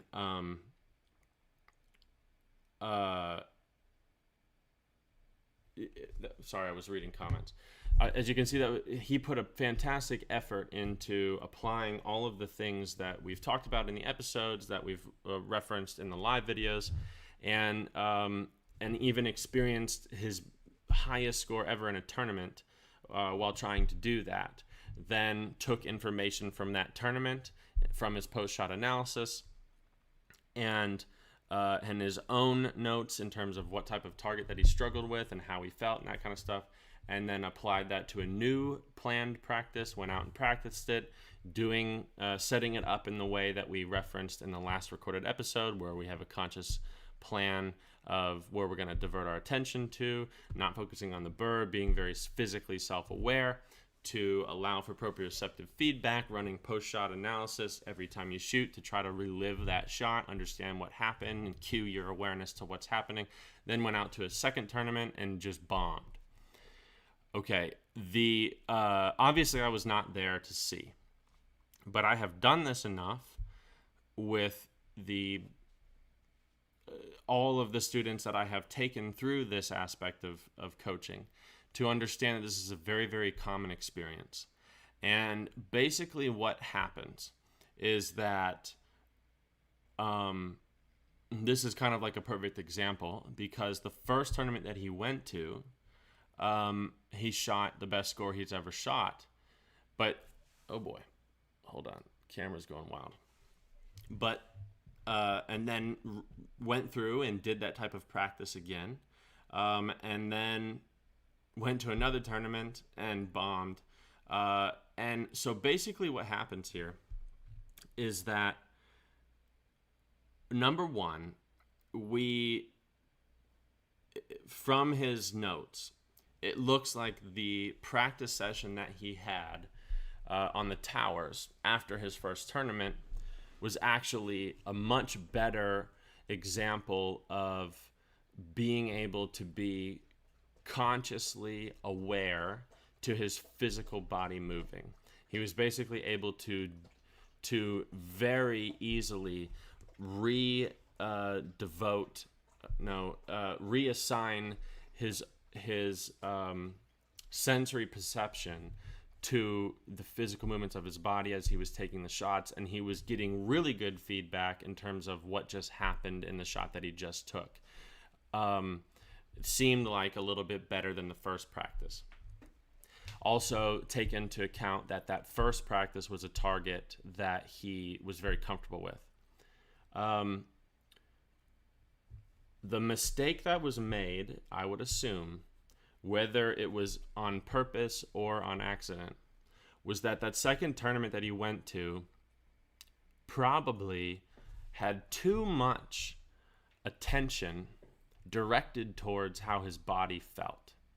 And this goes into what I talked about in that second recorded episode of how the eyes work, where let me just take one step back and pull up again how he said that he could feel smooth physical connection to the bird, or he could feel a smooth physical controlled movement but he was having a really hard time feeling a connection to the target.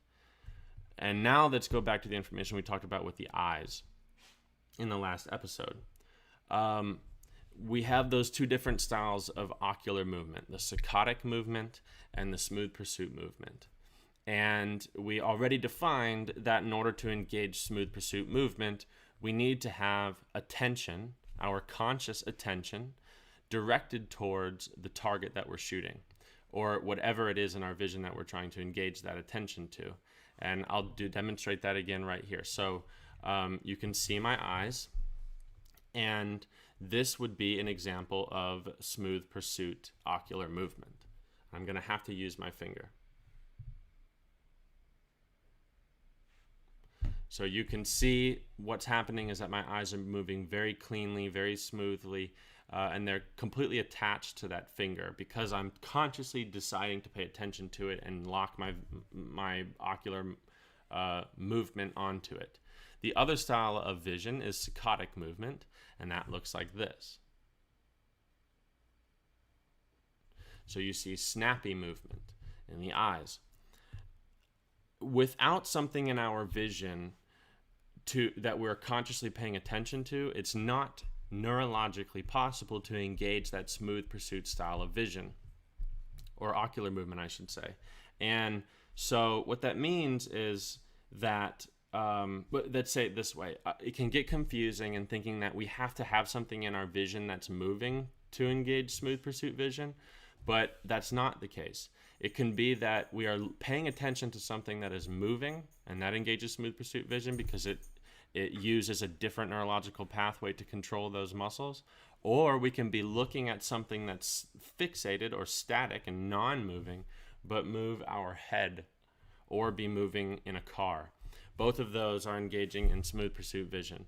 And because that is defined as requiring conscious attention, if we also have some level of conscious attention on the way that our body feels while we're making that movement, regardless of the percentage of that, we're not able to engage 100% smooth pursuit ocular movement because we aren't able to engage 100% of our conscious attention on seeing the target. So what can very easily happen is that we kind of mix up what we are supposed to pay attention to when. And in a tournament, unless we're using it as a test for something, we don't want to pay attention to the way that our body feels in the shot. And I'm going to define in the shot as between the moment that we call pull and pull the trigger, both times if it's a pair. We don't want to be paying attention to how our body feels. We want to be paying 100% attention to seeing the target. And that's why a lot of coaches tell you to, see the rings or whatever. It's just a conscious placebo to attach your attention to. If you're looking for something on the target, attention is attached to the target, and that engages that style of vision. So essentially what's happening is that because even at 5 to 10% level of dedication to being consciously aware of how the body feels, which I know happened because of what he explained, which I'll read it again. And it says,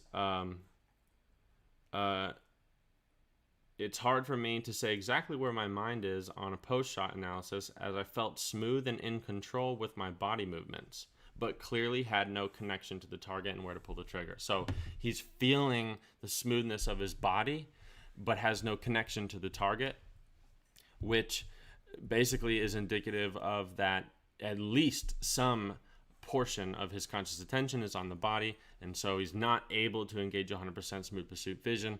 So as he's making a shot happen between calling pull and pulling the trigger, his eyes are engaged maybe in a blend of smooth pursuit and saccadic movement, and he's got little snappy movements of his eyes, and that's going to make the target look faster. It's going to give us less detail on the bird, and the brain cannot proprioceptively connect the movement of your body to the target if it isn't connected to the target visually using smooth pursuit vision. So that's why it would feel really good, but also completely disconnected. So essentially what we want to do, like I said, in tournaments that we're trying to score well on, don't care or pay attention to how your body feels during the shot. Only pay attention to the target. In practice, that's the time to be able to focus all of that attention to the body. But basically, you want to completely forget about it in a match. If you were to watch me shoot a tournament, if you were to take a lesson from me on a Friday and then come and watch me shoot a round on a Saturday, you may possibly see that the physical movements that I'm making are not what I gave you a lesson on Friday. That's not because I'm choosing to do something different. That's because currently in my state of my game, I probably still need to practice some of those physical mechanics, but I'm not going to be paying attention to them in the match. So what's going to end up being proprioceptively executed in my body are the things that are fully committed to basically the neurological signals sent by those central pattern generators to my muscles that are fully committed to being non-conscious. And that's generally the things that are not good that we're trying to undo consciously in practice. So what we want to do is shoot in practice, consciously focused on the bird, run a shoot analysis sheet, or if we can take videos and watch, or if you just happen to take a shot and you can tell what happened physically, make notes of those things. And then in practice, that's when we become very consciously aware of our body to try to reprogram the neurological signals being sent by the brain non-consciously and proprioceptively, so that when we go to a tournament again, the correct thing happens.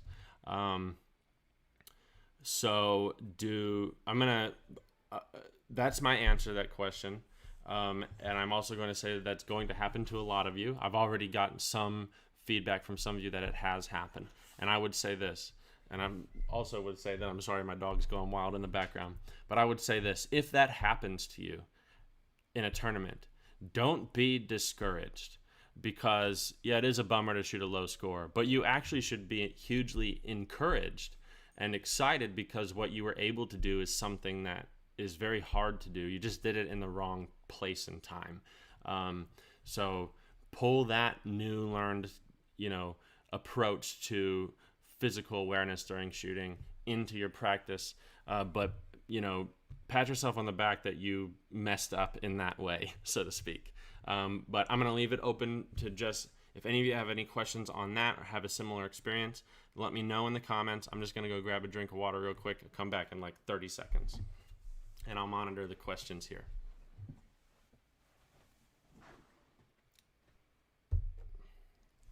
Okay. So some of you who are unable to or don't have a YouTube account texted me. And so it's looking like a lot of you have experienced this. So it's and have experienced it in exactly the same way. So that's basically, take that as fact that does happen if we do that. It's a normal thing. So don't freak out about it. You're on the right track. You just accidentally did the wrong thing at the wrong time, or did the right thing at the wrong time. Very cool. Oh, and Matt's here. So cool. Matt, we just finished talking about your whole situation. If you want, I believe in the live streams you can scroll back if you do want to listen. But if it's 2 a.m., maybe you'll want to do it tomorrow or something. But basically, while you're awake right now, long story short, what we said was that you just basically took the thing that you were trying to assign in your sensory perception. I can't talk. You misaligned what you were consciously paying attention to, even just subtly, and it detracted from your ability to engage in 100% smooth pursuit vision with the bird, because there was some conscious attention on how the body felt during the shot, and that would make you feel your body, so you'd be aware of your body, and that's how you would know if it was smooth and in control. But it would make it very, very hard for you to proprioceptively connect to the movement of the bird, because the eyes aren't proprioceptively connected to the movement of the bird. long story short, no reason to worry. A lot of people experience that. Yeah, words are hard, Austin. Um, so a lot of people experience that, and it's basically a natural progression in this process of just learning how to do this. I will say, though, that what that experience entails is actually very valuable to try to consciously decide to do in those testing tournaments. So you don't just have to focus on, your routine style things in a tournament as a test, but you can go to a tournament and decide like, hey, I'm going to consciously pay attention to my body, maybe 50% body, 50% visual attention to the bird, knowing that it's going to negatively influence my score, but I'm going to gain a little bit of knowledge and understanding, like when I have a little bit of tournament pressure, does the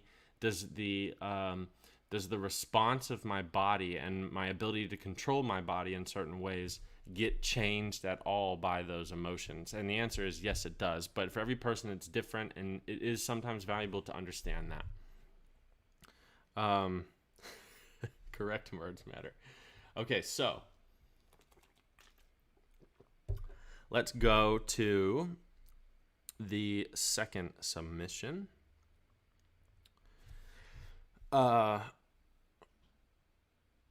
This one is by Brad Willis in Australia. Very cool. And Brad also sent me a picture today of him listening to the Dead Pair podcast on his, looked like back porch or something, and he had 3 kangaroos in his backyard. So that's freaking cool. Very cool. But so let's go into that. Let me pull up his stuff that he sent me, and we'll switch over to that.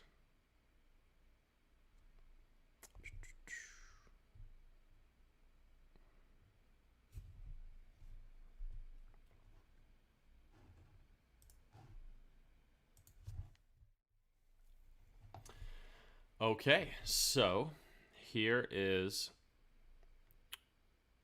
Brad's stuff. Where is it? Right here. Okay.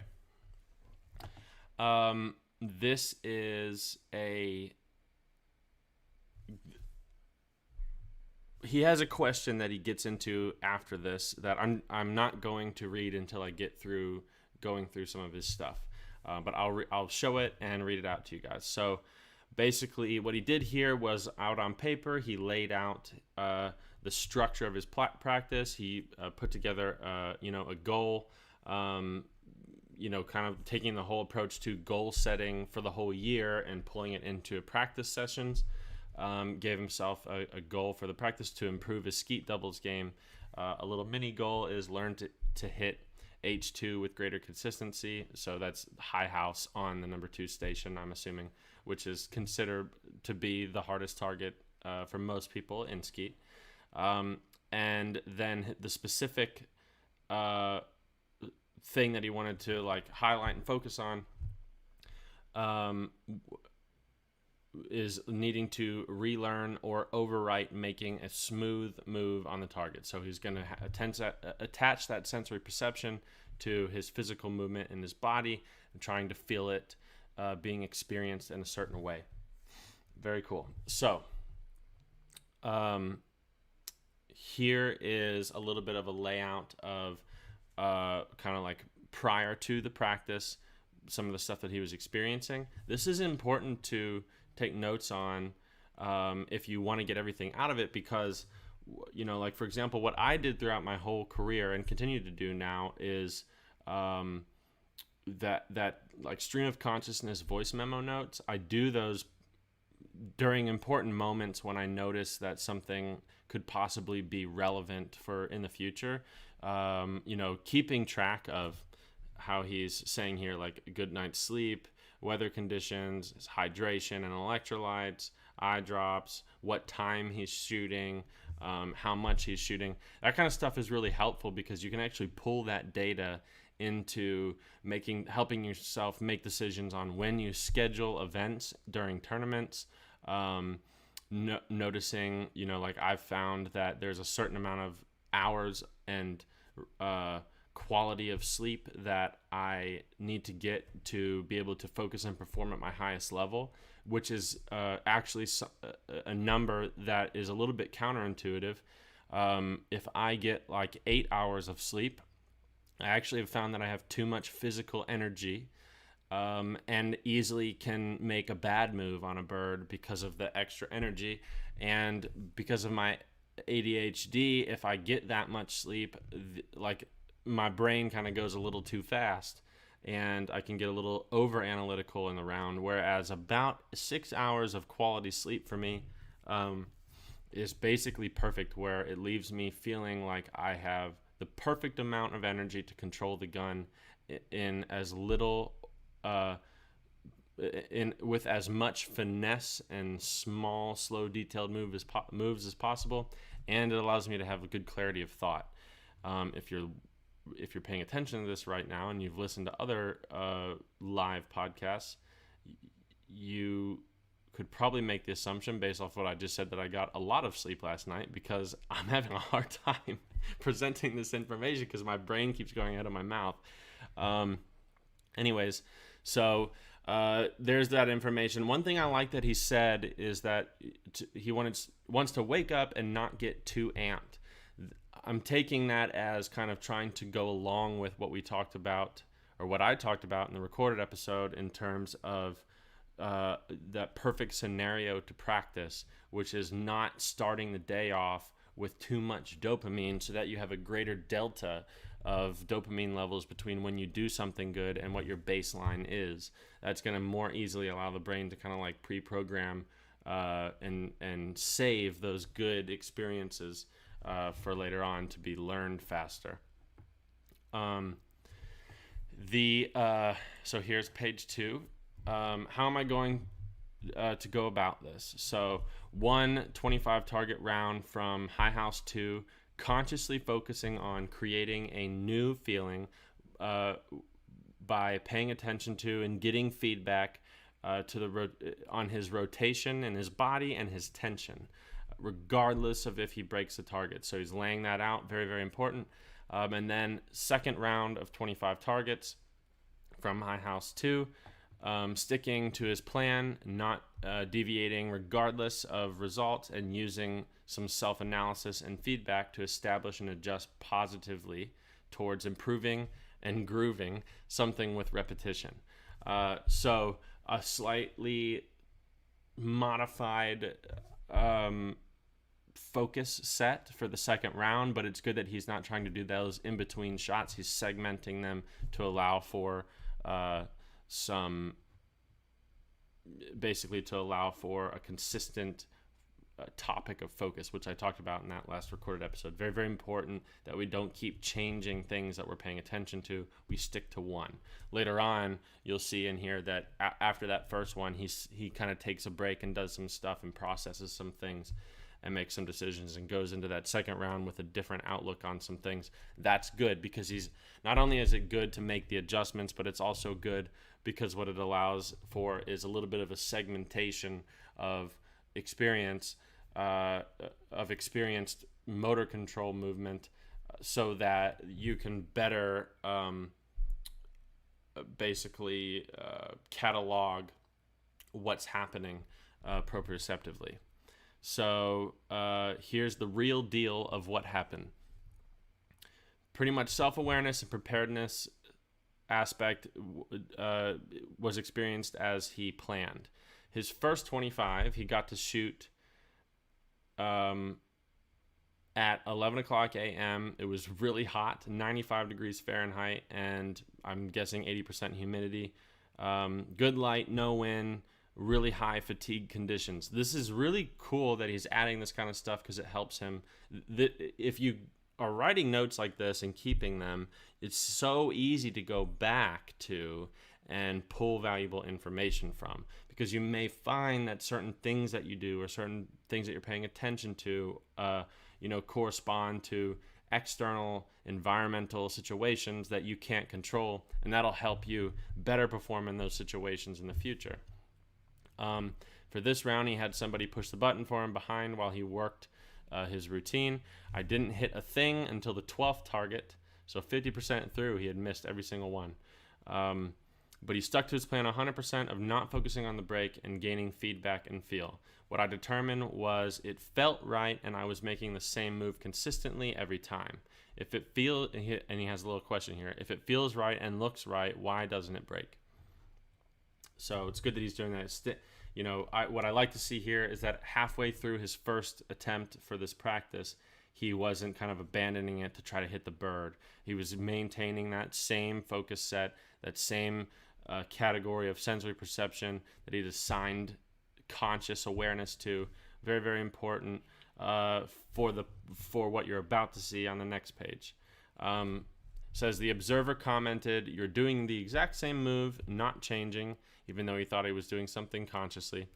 And he then started to do that empty shell routine and not firing for a couple of rounds, and then went live again, looked at some external phone footage for a couple of shots, and his rotation and move looked good. So this is another really good thing. If you practice by yourself, you can get a little tripod to put your phone on to record yourself, and then after you record, go back and look. I do that all the time. If I don't have a tripod, I'll put the phone up like on the stand or something, and I like to shoot. If I'm shooting singles, I shoot a full box straight, or if I'm shooting pairs, I shoot 2 boxes, so 25 reps basically, regardless of what I'm shooting. And I'll just take videos of 25 reps at a time, and then in the moment of time that I'm going back to take a break in between sessions of reps, I'm watching the video to see the consistency of what I'm doing and look at if there's anything that I didn't pick up on with proprioceptive feedback. He says, the moves again felt right to me, but the result of the move only hit a couple more in the next 13 targets. He did the empty shell routine a couple more times in that last 13 shots. He also observed that the more he was being drawn towards the outcome, the tighter and more tense his body got in his rotation. His hands wanted to grip the forend tighter, and with profuse sweating and internal irritation, like emotional annoyance, and annoyance of dripping sweat, steaming glasses, and general uncomfortableness all came to the forefront. This is something that a lot of you will experience if you're doing it this way. It's very, very important that if you're taking this approach to practice, which is obviously a very valuable way to practice, that at the moment that those types of emotions start to come up, that you don't abandon your plan. It's going to be so easy to abandon the plan because the way to feel like you would get out of those, experiencing those emotions, would be to start hitting the bird. But all that means is that you're conscious, if you start to feel that, it means that you're consciously assigning your attentiveness and attention to your proprioceptive feedback in whatever area you're focusing on, but your value is placed slightly on the spectrum of the result of the shot. And so just go back and reposition and redefine what you really care about as that information. And every time you take a shot, if you can play it back and relive what it felt like, and you could answer the question, what did that shot feel like? Then allow yourself to feel good about that, because that doesn't happen if you're caring about the target. He, at that point, did some breathing exercises that Don Grant recommended from some hypnosis videos, and he tried to slow his brain down. He stopped it from racing and realized that it was going on and important to control. So that's basically what I was talking about there. Like what's really important to note is that annoyance, anxiety, loss of presence in thought, all of those things translate to physical tension. And physical tension translates to bad movement. So he recognized earlier that he was getting more tense in his hands and his body, which is not going to allow him to make good moves. But it's good that he's recognizing that, because it's cueing his awareness to that. And over time, he will learn very easily, let's say like in a match, something that could cue up in his, using, in my shoot analysis sheet, I call it presence of self.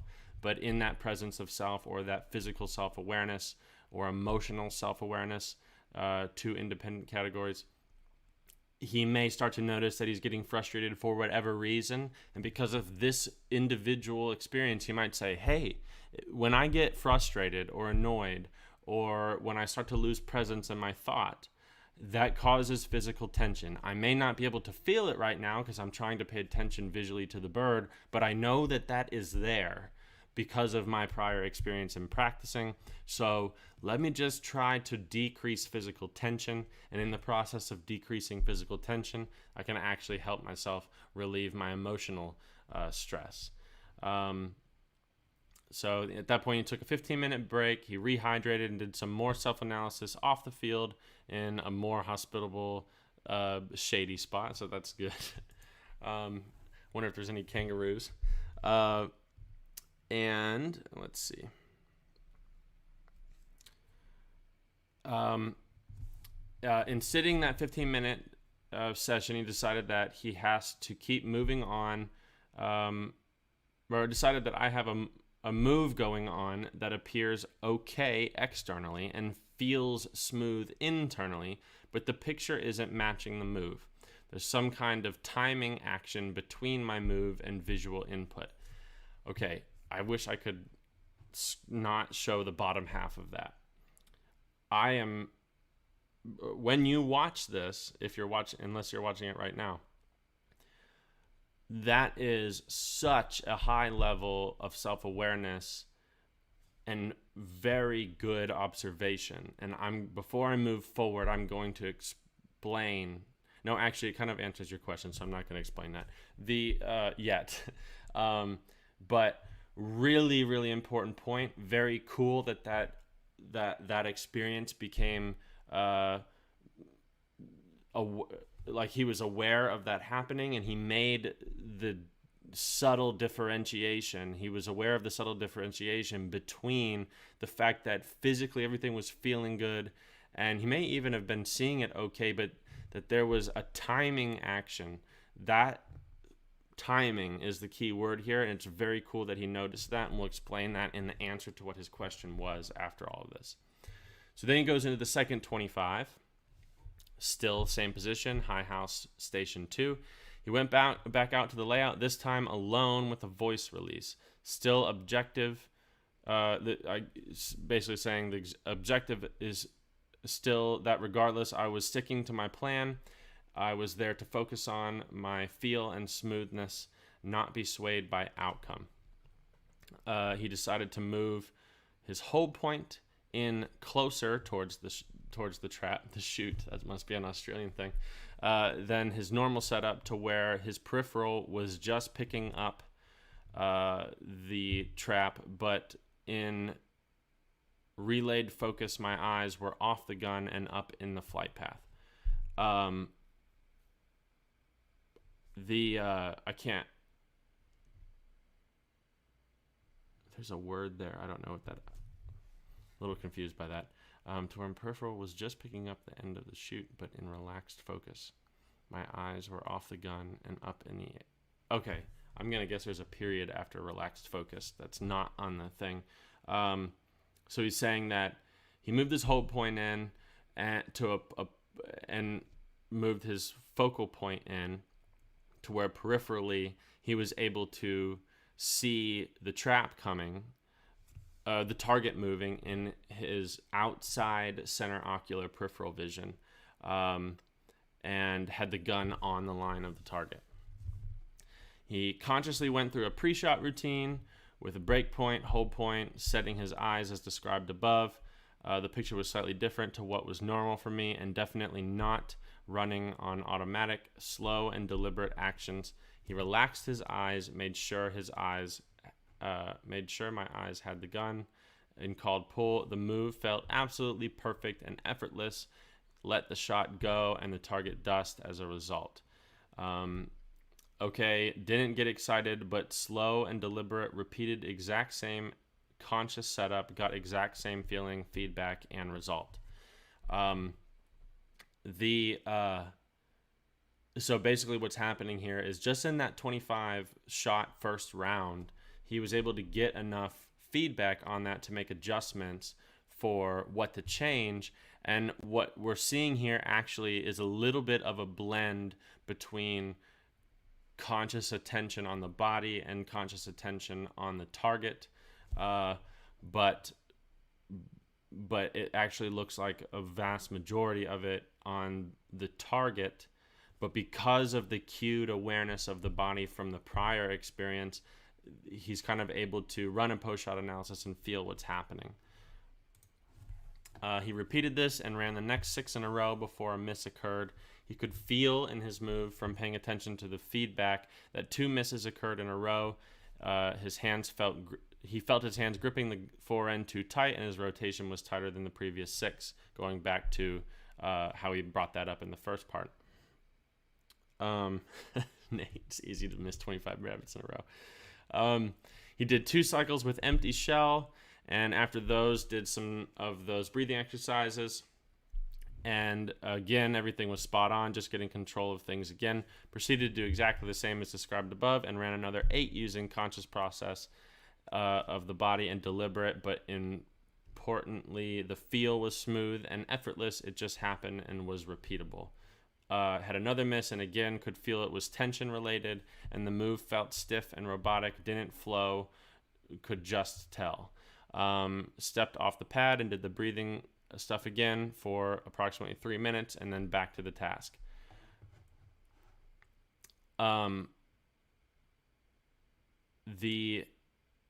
Let's do this one. Actually, no, let's go back. Okay, so one thing I want to bring up is this these breathing exercises that he's bringing up. And that's actually incredibly important to allow your eyes to work correctly. So an increase in oxygen to the bloodstream through breathing and breathing exercises actually will this is very unscientific explanation, but it mixes with some other neurotransmitters that are released in the brain, like dopamine, adrenaline, and some other stuff. And if you keep your oxygen levels up, it actually allows your eyes to send data to your brain at a higher frame rate, so to speak, which allows the target to look slower to you consciously. So he's kind of like preloading oxygen by doing these techniques, and it's helping his eyes work better. He's also putting a huge emphasis on his routine in this round, as opposed to the first one, putting much more of an emphasis on his eyes, allowing the eyes to settle, paying conscious attention to what's outside center ocular, which is the target coming out of the chute on the left. So there's a little bit more conscious attention to his vision here, which is allowing all of this stuff to happen, but he is still consciously aware of his body. He was able to run the next 10 straight with no miss, but was focused on just doing the same setup and feeling that it was completely effortless every shot, no matter what. Also noticed in the last 10 targets that things started to run on autopilot with the setup time shortening, but feeling and feedback was the same. In the last 10 targets, he started rewarding himself with a bit of positive self-talk and letting the dopamine flow. Very good. After completing the last shot, I ran through things with a gun in hand and eyes shut, visualizing those last 10 shots on the pad. Also noticed that in the last 25, I didn't sweat or feel as uncomfortable, even though it was bloody hot. Nothing like that first 25. Went undercover, rehydrated, and although excited, tried to remain low-key for drive home. So interesting to note that his physiological response was different in that second 25 than the first 25. So now let's get to the question that he had. Switch my camera.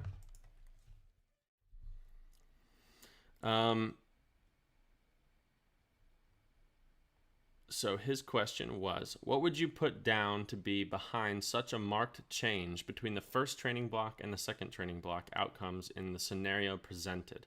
I can only assume the strategies employed appealed and aligned to the brain's learning capacity, and I was able to overwrite an existing habit or execution mode very quickly and positively by being receptive and possibly from having done quite a bit of Dawn Grant's audios prior, with a key one of hers being hypnosis for change. So I don't know some of the stuff that Dawn Grant talks about, but yes, basically, if you put together all the stuff that I was talking about, where for that second 25, you seem to have been more consciously focused on the eyes, but you were still, not 100% though, but you were still getting the feedback that you were looking for and doing in the first 25. And so it actually looks to me that in those first 25 shots, you were actually successful enough in being consciously aware of the body that you were able to kind of like non-consciously cue what you wanted to do proprioceptively, and just gave yourself a little bit better visual feedback to allow the body to synchronize with that. If we go, I'm just going to read the one part that I said I wanted to talk about with the eyes. So basically what was going on, where is it? Okay, so I'm going to read this part. It says, "And sitting in that 15-minute break, I decided that I have a move going on that appears okay externally and feels smooth internally, but the picture isn't matching the move. There's some kind of timing action between my move and visual input." So I said that timing thing is really, really important. The reason why it's really, really cool that he noticed that was because in an effort to pay all of his conscious attention towards that proprioceptive feedback in his body, it did not allow him to have conscious attention to his vision. And if you notice what he changed for the second 25 in terms of where he started his eyes, and the fact that he specifically said that he had peripheral awareness of the chute, i.e. the hole in the high house, that means that he's drawing conscious attention to a specific part of his vision outside of center ocular. In order to do, like, it's very easy to pay attention to the thing that's in the middle of your vision, which is called center ocular. It's very easy to pay attention to that. It is not very easy to look at something and pay attention to something out here. And so that requires a good amount of conscious attention to the vision, which is going to detract a little bit of the conscious attention from the body. But it looks like from what happened there that there was enough basically imprinting of that circuitry neurologically to control what you were trying to do, that you were able to dedicate a portion of your attention to your vision, and it was able to happen non-consciously, physically, in terms of your movement. And so in that first 25, when we're paying attention all to the body, because we're not paying attention to the eyes, reaction time off of your vision is hugely and negatively influenced. So basically what was happening was you were feeling a good move and you were making the correct move. It felt controlled and fluid, but it was all happening at the wrong time in relation to the bird. When you put more attention towards your vision and paying attention to where the bird was coming out, it cued the start of the move that you had been working on to happen at the first visual stimuli that happened, which was the bird coming out in your peripheral. And so that movement happened more in time with the bird, which is actually kind of the definition of that proprioceptive movement. So it's very cool that that happened. I think a huge proponent of that was the fact that you took the break, rehearsed everything visually in your head, went through, ran some post-shot analysis, and then made some change based off of the feedback that you got. Very cool experience. I wanted to bring that. I wanted to use this example as something that, is possible to experience in practice if you do this type of stuff. But it's very important that you do what he did, which is, resist the urge to flip what you're focusing on, and don't follow those frustrating emotions of, man, I haven't hit anything in 12 targets. I really want to just try to hit this bird, because the fact that he stayed consciously attentive to that one thing on that one target 25 times in a row, possibly more with the taking the shells out and doing it. That just really, really brought up some very, very valuable information that seemed to have imprinted quickly. Awesome, like super awesome. Okay, so let's see. There are a huge amount of big questions in the chat. So, I'm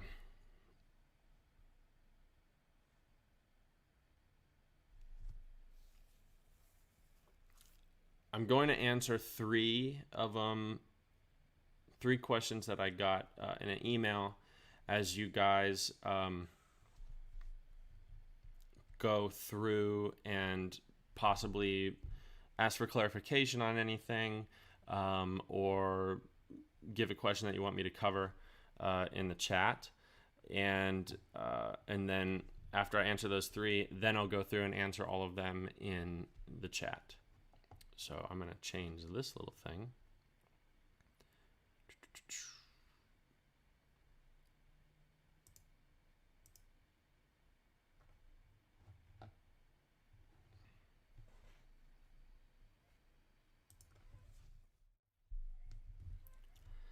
Okay, so this is from Austin. This first question is, I've been having problems with leading birds such as chandelles and different angled crossers. Would you recommend just going to the course, finding the difficult shots, and grinding them out? Basically, my advice to you on that would be, yes, you do want to go through a huge amount of reps quickly on birds like that. If there's a specific target that you're struggling with, going and just grinding out that target is really good, both for the fact that you gain confidence and experience on it, but also so that you can learn. But the thing that I would advise you on is that if you do go to the course and you're grinding out those targets, don't be grinding out those targets with conscious focus on what the lead and sight picture looks like. What I would want you to pay attention to is feeling in your body if there's a moment in time on those shots that you feel a disconnect in the harmony between your movement and the target's movement. And then from shot to shot to shot, paying attention to only that, trying to make modifications, all focusing towards the goal of making that shot feel harmonic from start to finish. And basically what you're going to be doing is you'll be picking something to change and execute in the next shot, and there's a high probability that thing won't change the result, but because you'll be focusing on how it feels through the process of doing that, you're going to learn a lot about what works and what doesn't. The next question is, would it be worth finding a coach to grow with me instead of an instructor to take lessons from a couple of times per year? I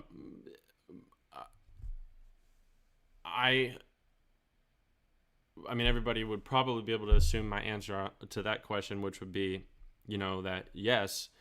I mean, I'm a huge proponent of coaching as opposed to instruction, but it's also important to note that the person that, like, for example, I am an instructor to some of my students and I'm a coach to some of my students, and it's all dependent on the student. How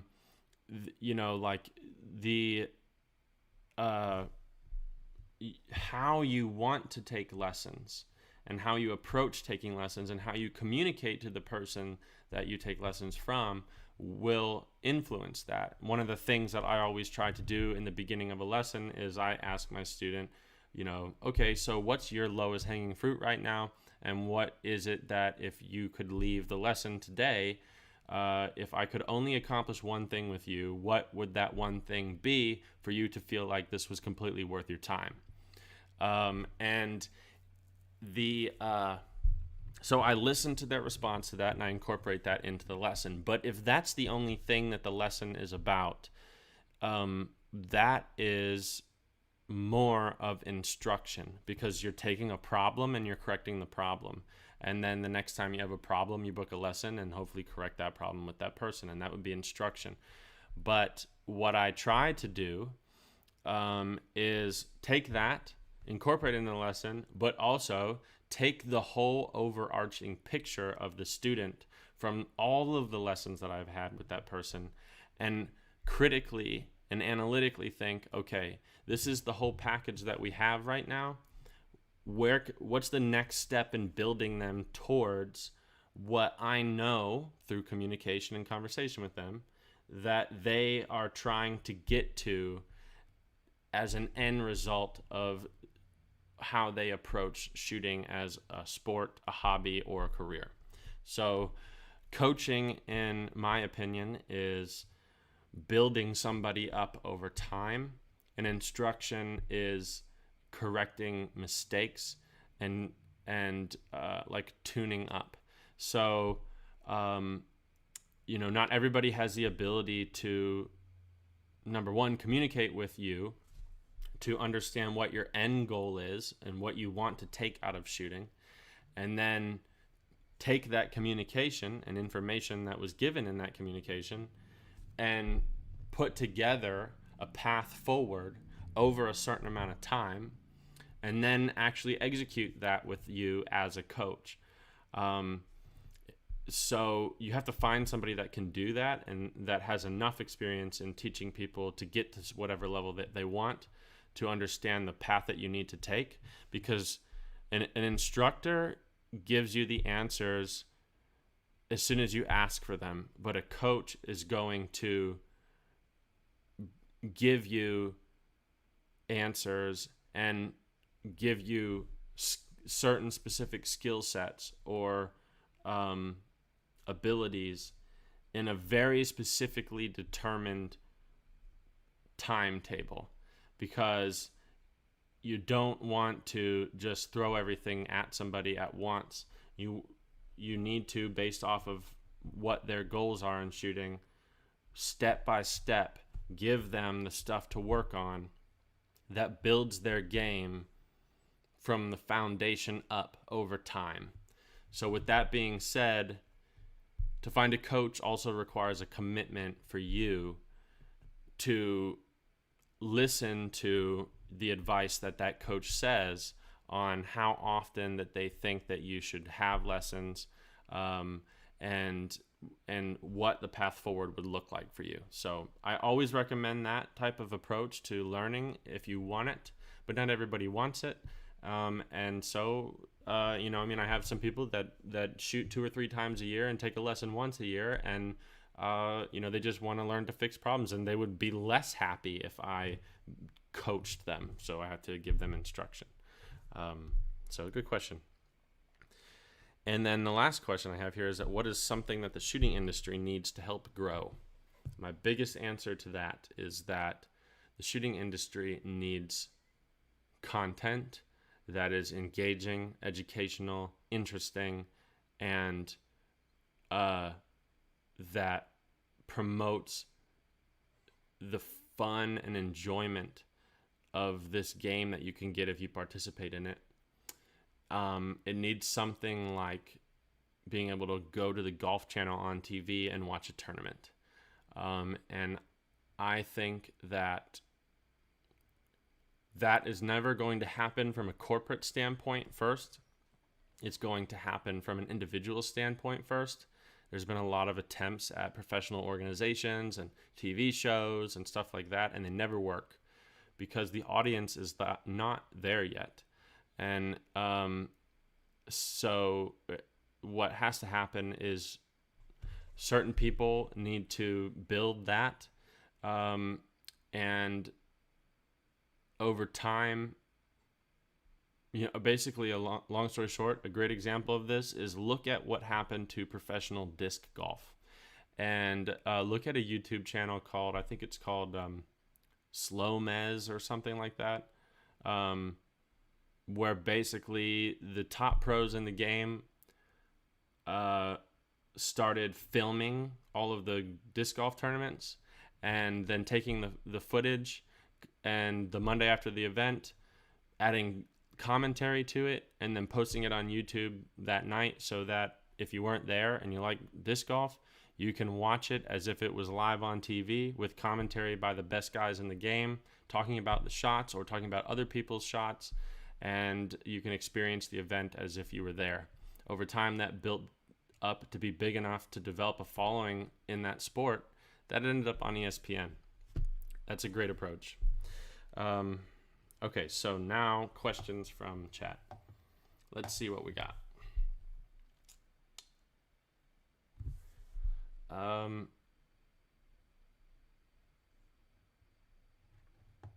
going to close this poll so that I can see the comments better.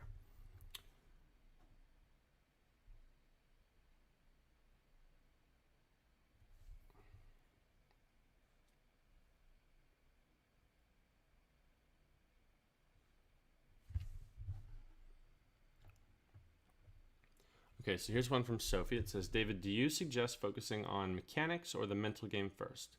Think trying to do both would be overwhelming. Hence, I haven't done my plan yet. Yeah, not a problem. So that's a great question. I would say, I'm going to summarize it. I'm going to summarize my answer to your question like this. Maybe about 3 months ago, I was having a phone call with Wendell Cherry, who, if any of you don't know who he is another professional shooter, one of the best in the world, one of the best coaches in the world. He's the guy that taught me how to shoot. And we were both talking just randomly about a bunch of different topics, but then eventually it led to the topic of coaching. And we started talking about how we approach lessons. And the topic that came up was how we coach. And Wendell said, and I 100% agree with him, he made the comment of, if for every person that we coach,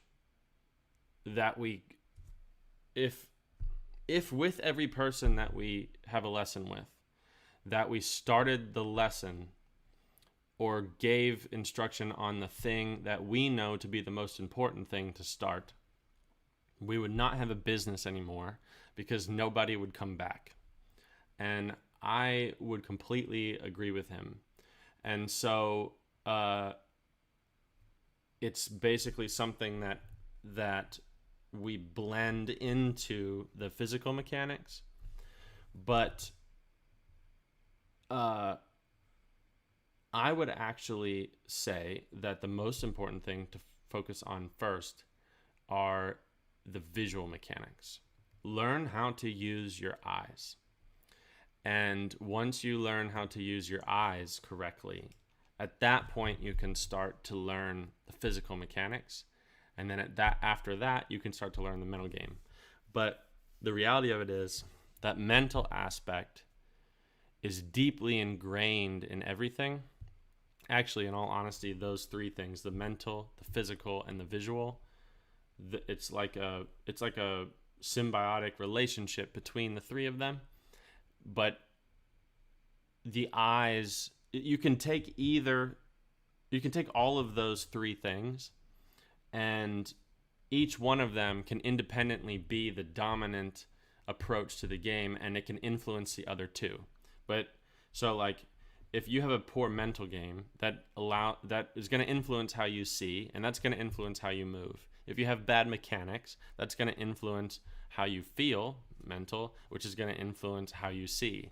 But the thing that is the best way to go about it is build up your ability to use your eyes correctly, because that's going to give you the right visual information that you need. And the correct visual information is good visual information. And good visual information is slow looking targets, high levels of detail, a perceived larger amount of time where the bird is in the air. And all of those things influence your mental state during the round or your practice, where it's more calming. It does not induce very much anxiety or make you feel rushed. And both of those things, how you see it and how you're feeling while you're shooting, will influence your ability to actually do what you have planned or want to do physically. So basically what I'm saying is the best place to start is to learn how to see the target in as much detail and as slow as you do when you're outside of the cage or the box and don't have a gun in your hands and you're looking at the view pair. If when you shoot, you don't see the target as well as you do when you're just looking at the show pair and you're not using your hand, both of your hands are down and nothing is in front of you and you're just looking at the targets. If you don't see the targets that well and that slow when you shoot, then work on seeing. That's what I would say. And that would apply to everybody. Let's see.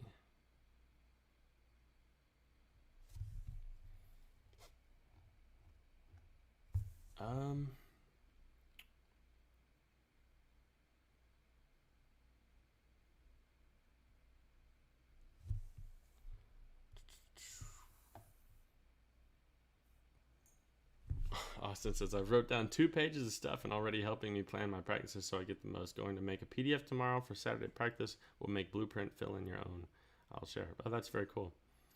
I agree. I'm gonna try to build a form that does that, just like a shoot analysis sheet type thing, but something for practicing.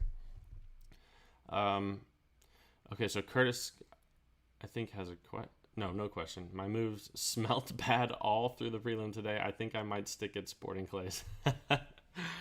Oh, Curtis, if you want to expound upon that a little bit, I can maybe unpack it some. But let's see. So does anybody have any questions? Because if you don't have any questions yet, I'm going to move on to the next topic. And that's going to get into some of the prepared information. So I'm going to do the same thing. I'm going to leave it open for like 30 seconds, wait for any questions to come in, and then answer those if we have any, or if we don't have any, I'll just get right into the next topics.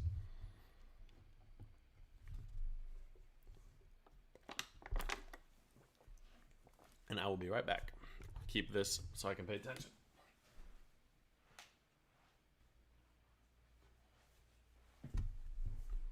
Okay, bringing the gun over just in case we need it.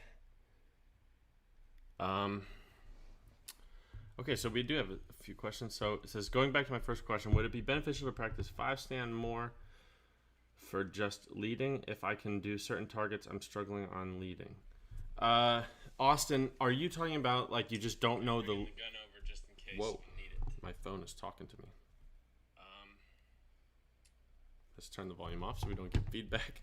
Are you talking about that you are having problems knowing what the lead is to put on a bird, and you're wanting to find a practice so you can learn that?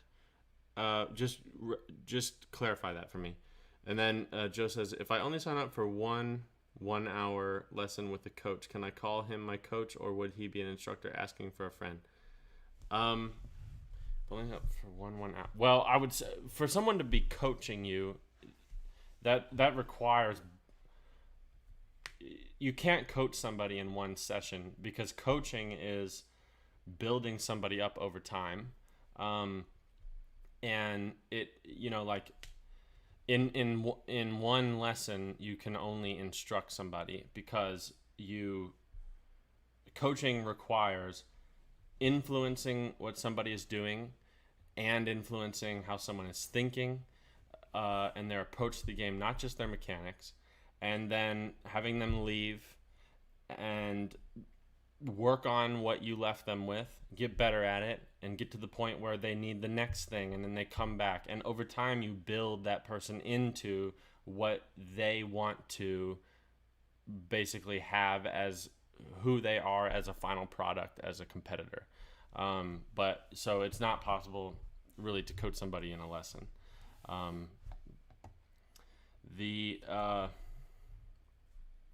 Trevor says, what would you suggest a guy who can hit every target out there but can't consistently do it in a competition work on in practice? That's a good question. Trevor, can you tell me in practice what if you try to do a practice session based on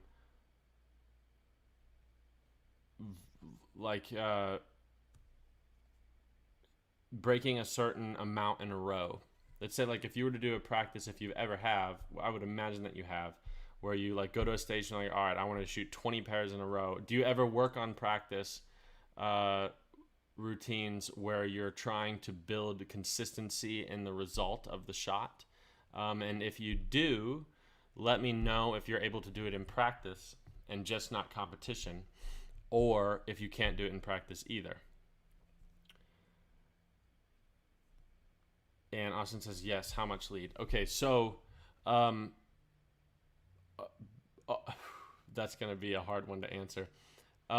Basically, my approach to that would be that if you're trying to, in practice, learn lead, then your conscious, what you're deciding, what you're assigning your conscious attention to is the wrong thing. Because let's say a bird requires 5 feet of lead in front and 2 feet of lead below to break the bird. I can put the gun there infinite. I can get the gun in that position and pull the trigger with infinite different forms of movement, and all but one of them will be good. So if we're focusing on learning lead, then quite possibly you're teaching your brain to move inefficiently and incorrectly, and we don't want to do that. What we want to do is teach the brain to move correctly.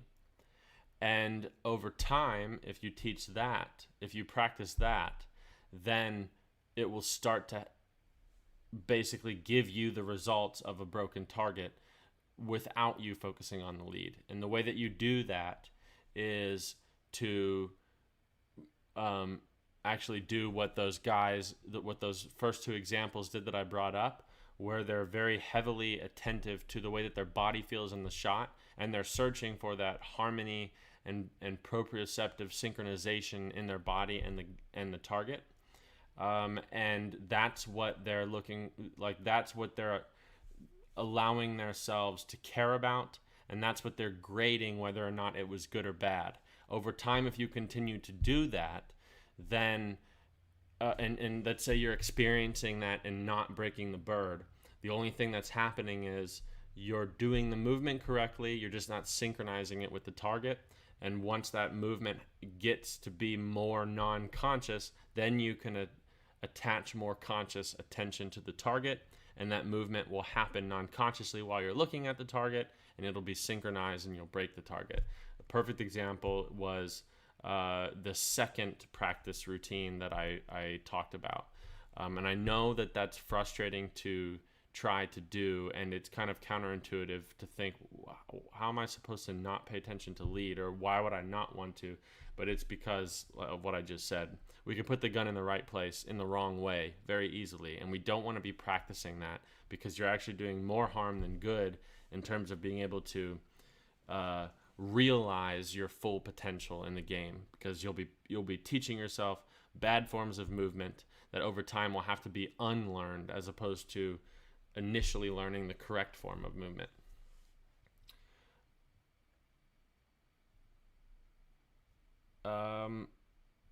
Oh, Gayla's here. Cool. Hey, Gayla.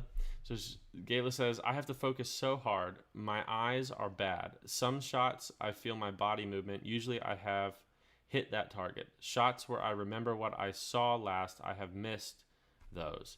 Is that why there's inconsistency?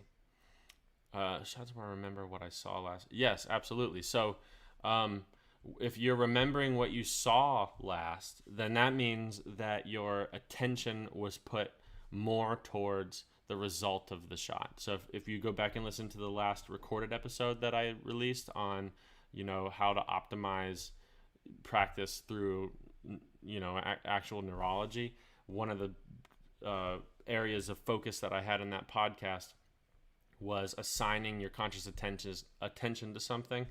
And if we are focusing on the bird and the result of the shot, then you won't feel your body, and the gun will be placed a lot of times in the wrong place, or you'll get bad visual information because you're consciously paying attention to the wrong thing in your vision, which is not allowing your eyes to engage in that smooth pursuit style of movement. It's basically the example of, putting your finger in front of you and focusing on your finger, and you can allow your eyes to move smoothly using that smooth pursuit because your conscious attention is on the finger. The finger, in the correct example, would be the target. We want the conscious attention of our eyes and our vision on the target so that our eyes do that. Now, in this new example, let's pretend now that the finger is the gun. Or let's pretend that the finger is the target still.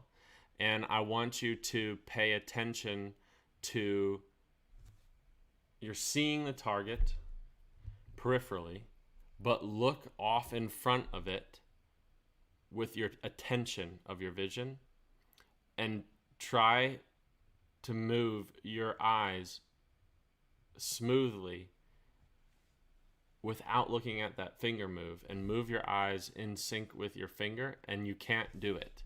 That would be the equivalent of looking at and paying attention to the gap or the gun where the target is more peripheral, and it doesn't allow us to engage that style of vision.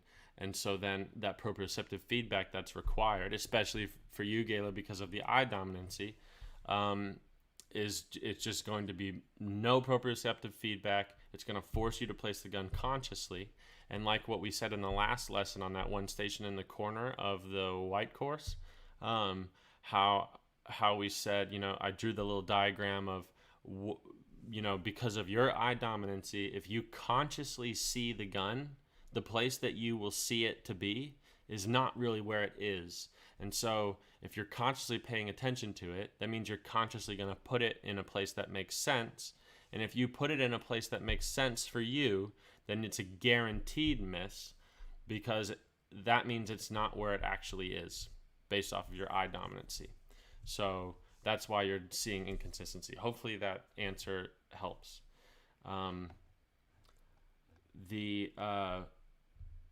Okay, so Duke says, not a question, but my wife showed me your video of you doing the Tyler Childers Nose to the Grind stunt. Yeah, cool. Thank you, Duke. I appreciate that. Yeah, I like to, in my free time, when I get some, I love to play and sing some songs on the guitar. If any of you guys ever interested in that, you can go to my Instagram channel and watch some. So Curtis says, I tried to use my two selves with varying success in round, but as the round drew on, I got confused as to which state to be in, and things sort of cascaded to varying states of discomfort in my own skin. Cool. Unfortunate, but good information and feedback. Basically, what you want to do, Curtis, is make sure that you do some notes or voice memo and basically structure it like this. Pull a picture of your scorecard up and say, I started on this station. I was feeling like XYZ in terms of my focus and ability to focus, and I decided to respond to that with XYZ, and my results were this. When I went and I got to 4 stations in, I noticed that emotionally and focus wise I started to feel like XYZ, and so my plan was to change my approach to XYZ, and it resulted in this. And just summarize how that round went. And basically, as time goes by, you'll accumulate enough data that will show you what decisions to make at what times and emotional and focus states, so that you can optimize those choices and avoid bad ones. But good.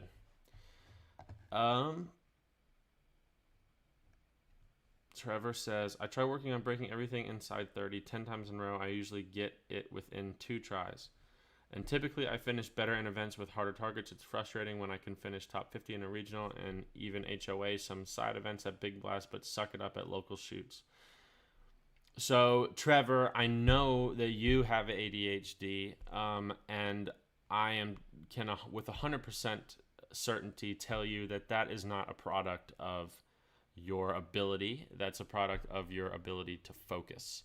And because at the big tournaments you care more, so you have more, but you basically have more on the line that gives you an ability to access a higher level of focus and presence in your mindset.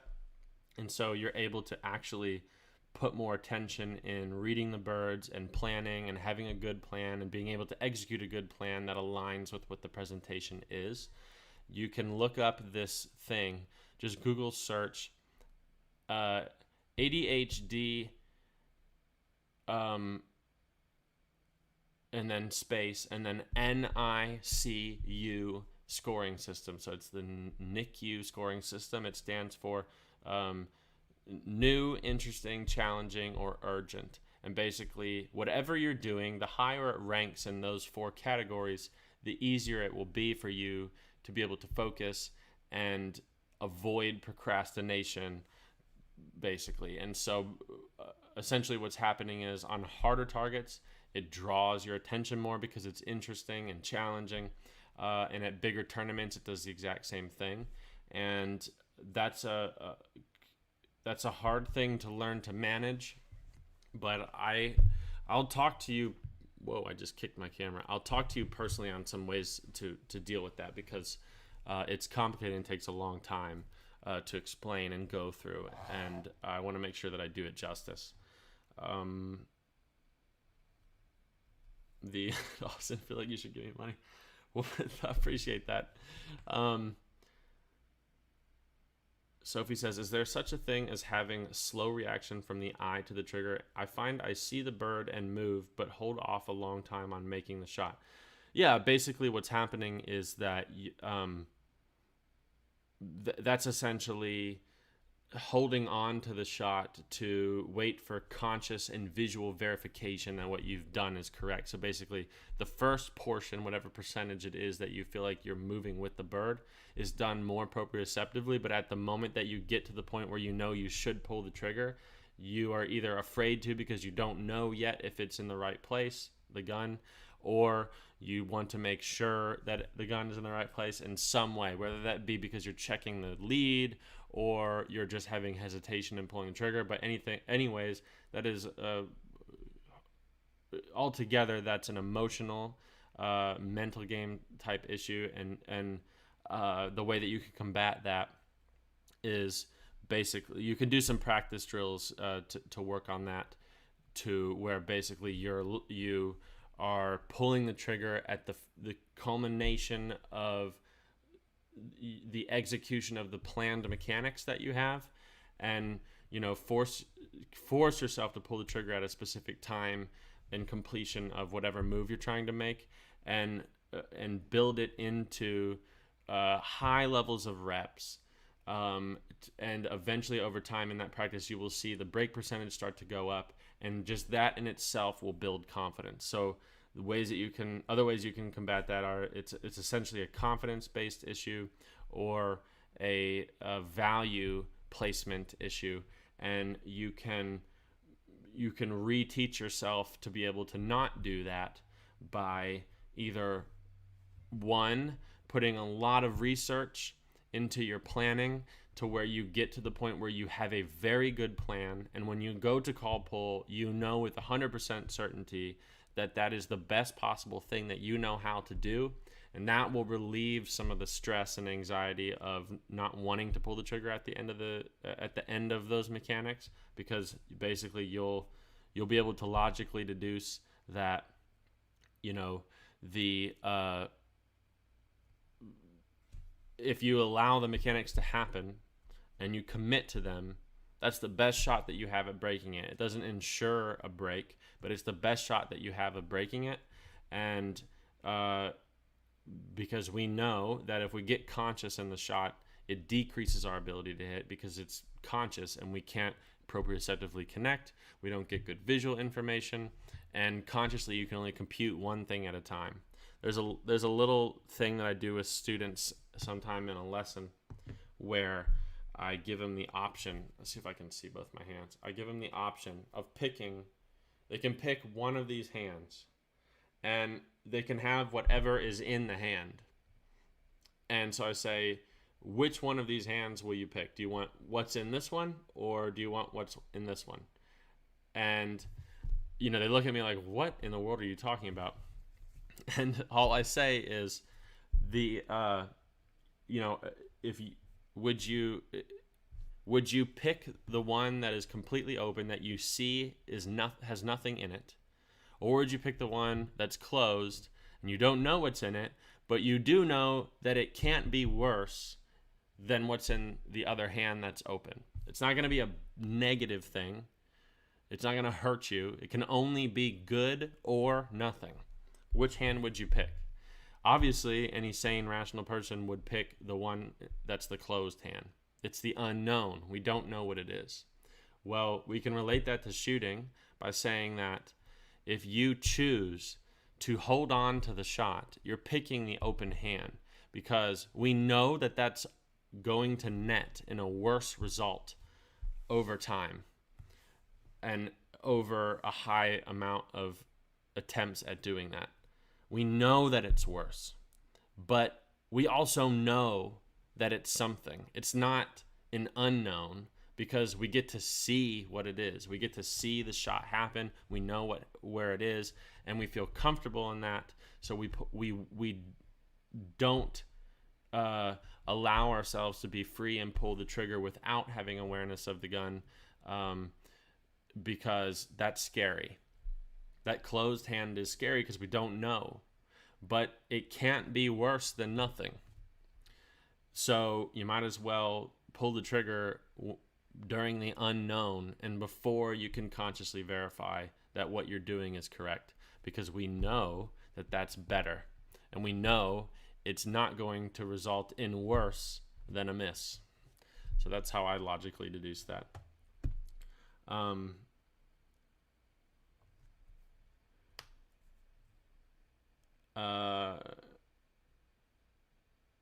Yeah, Nate says, in my experience, even without eye dominance issues, seeing the gun is a bad thing. 100%. Amanda loved it. Yeah, Tyler is an awesome artist. Got some great songs. Really cool, unique voice, and plays guitar really well. Okay, cool.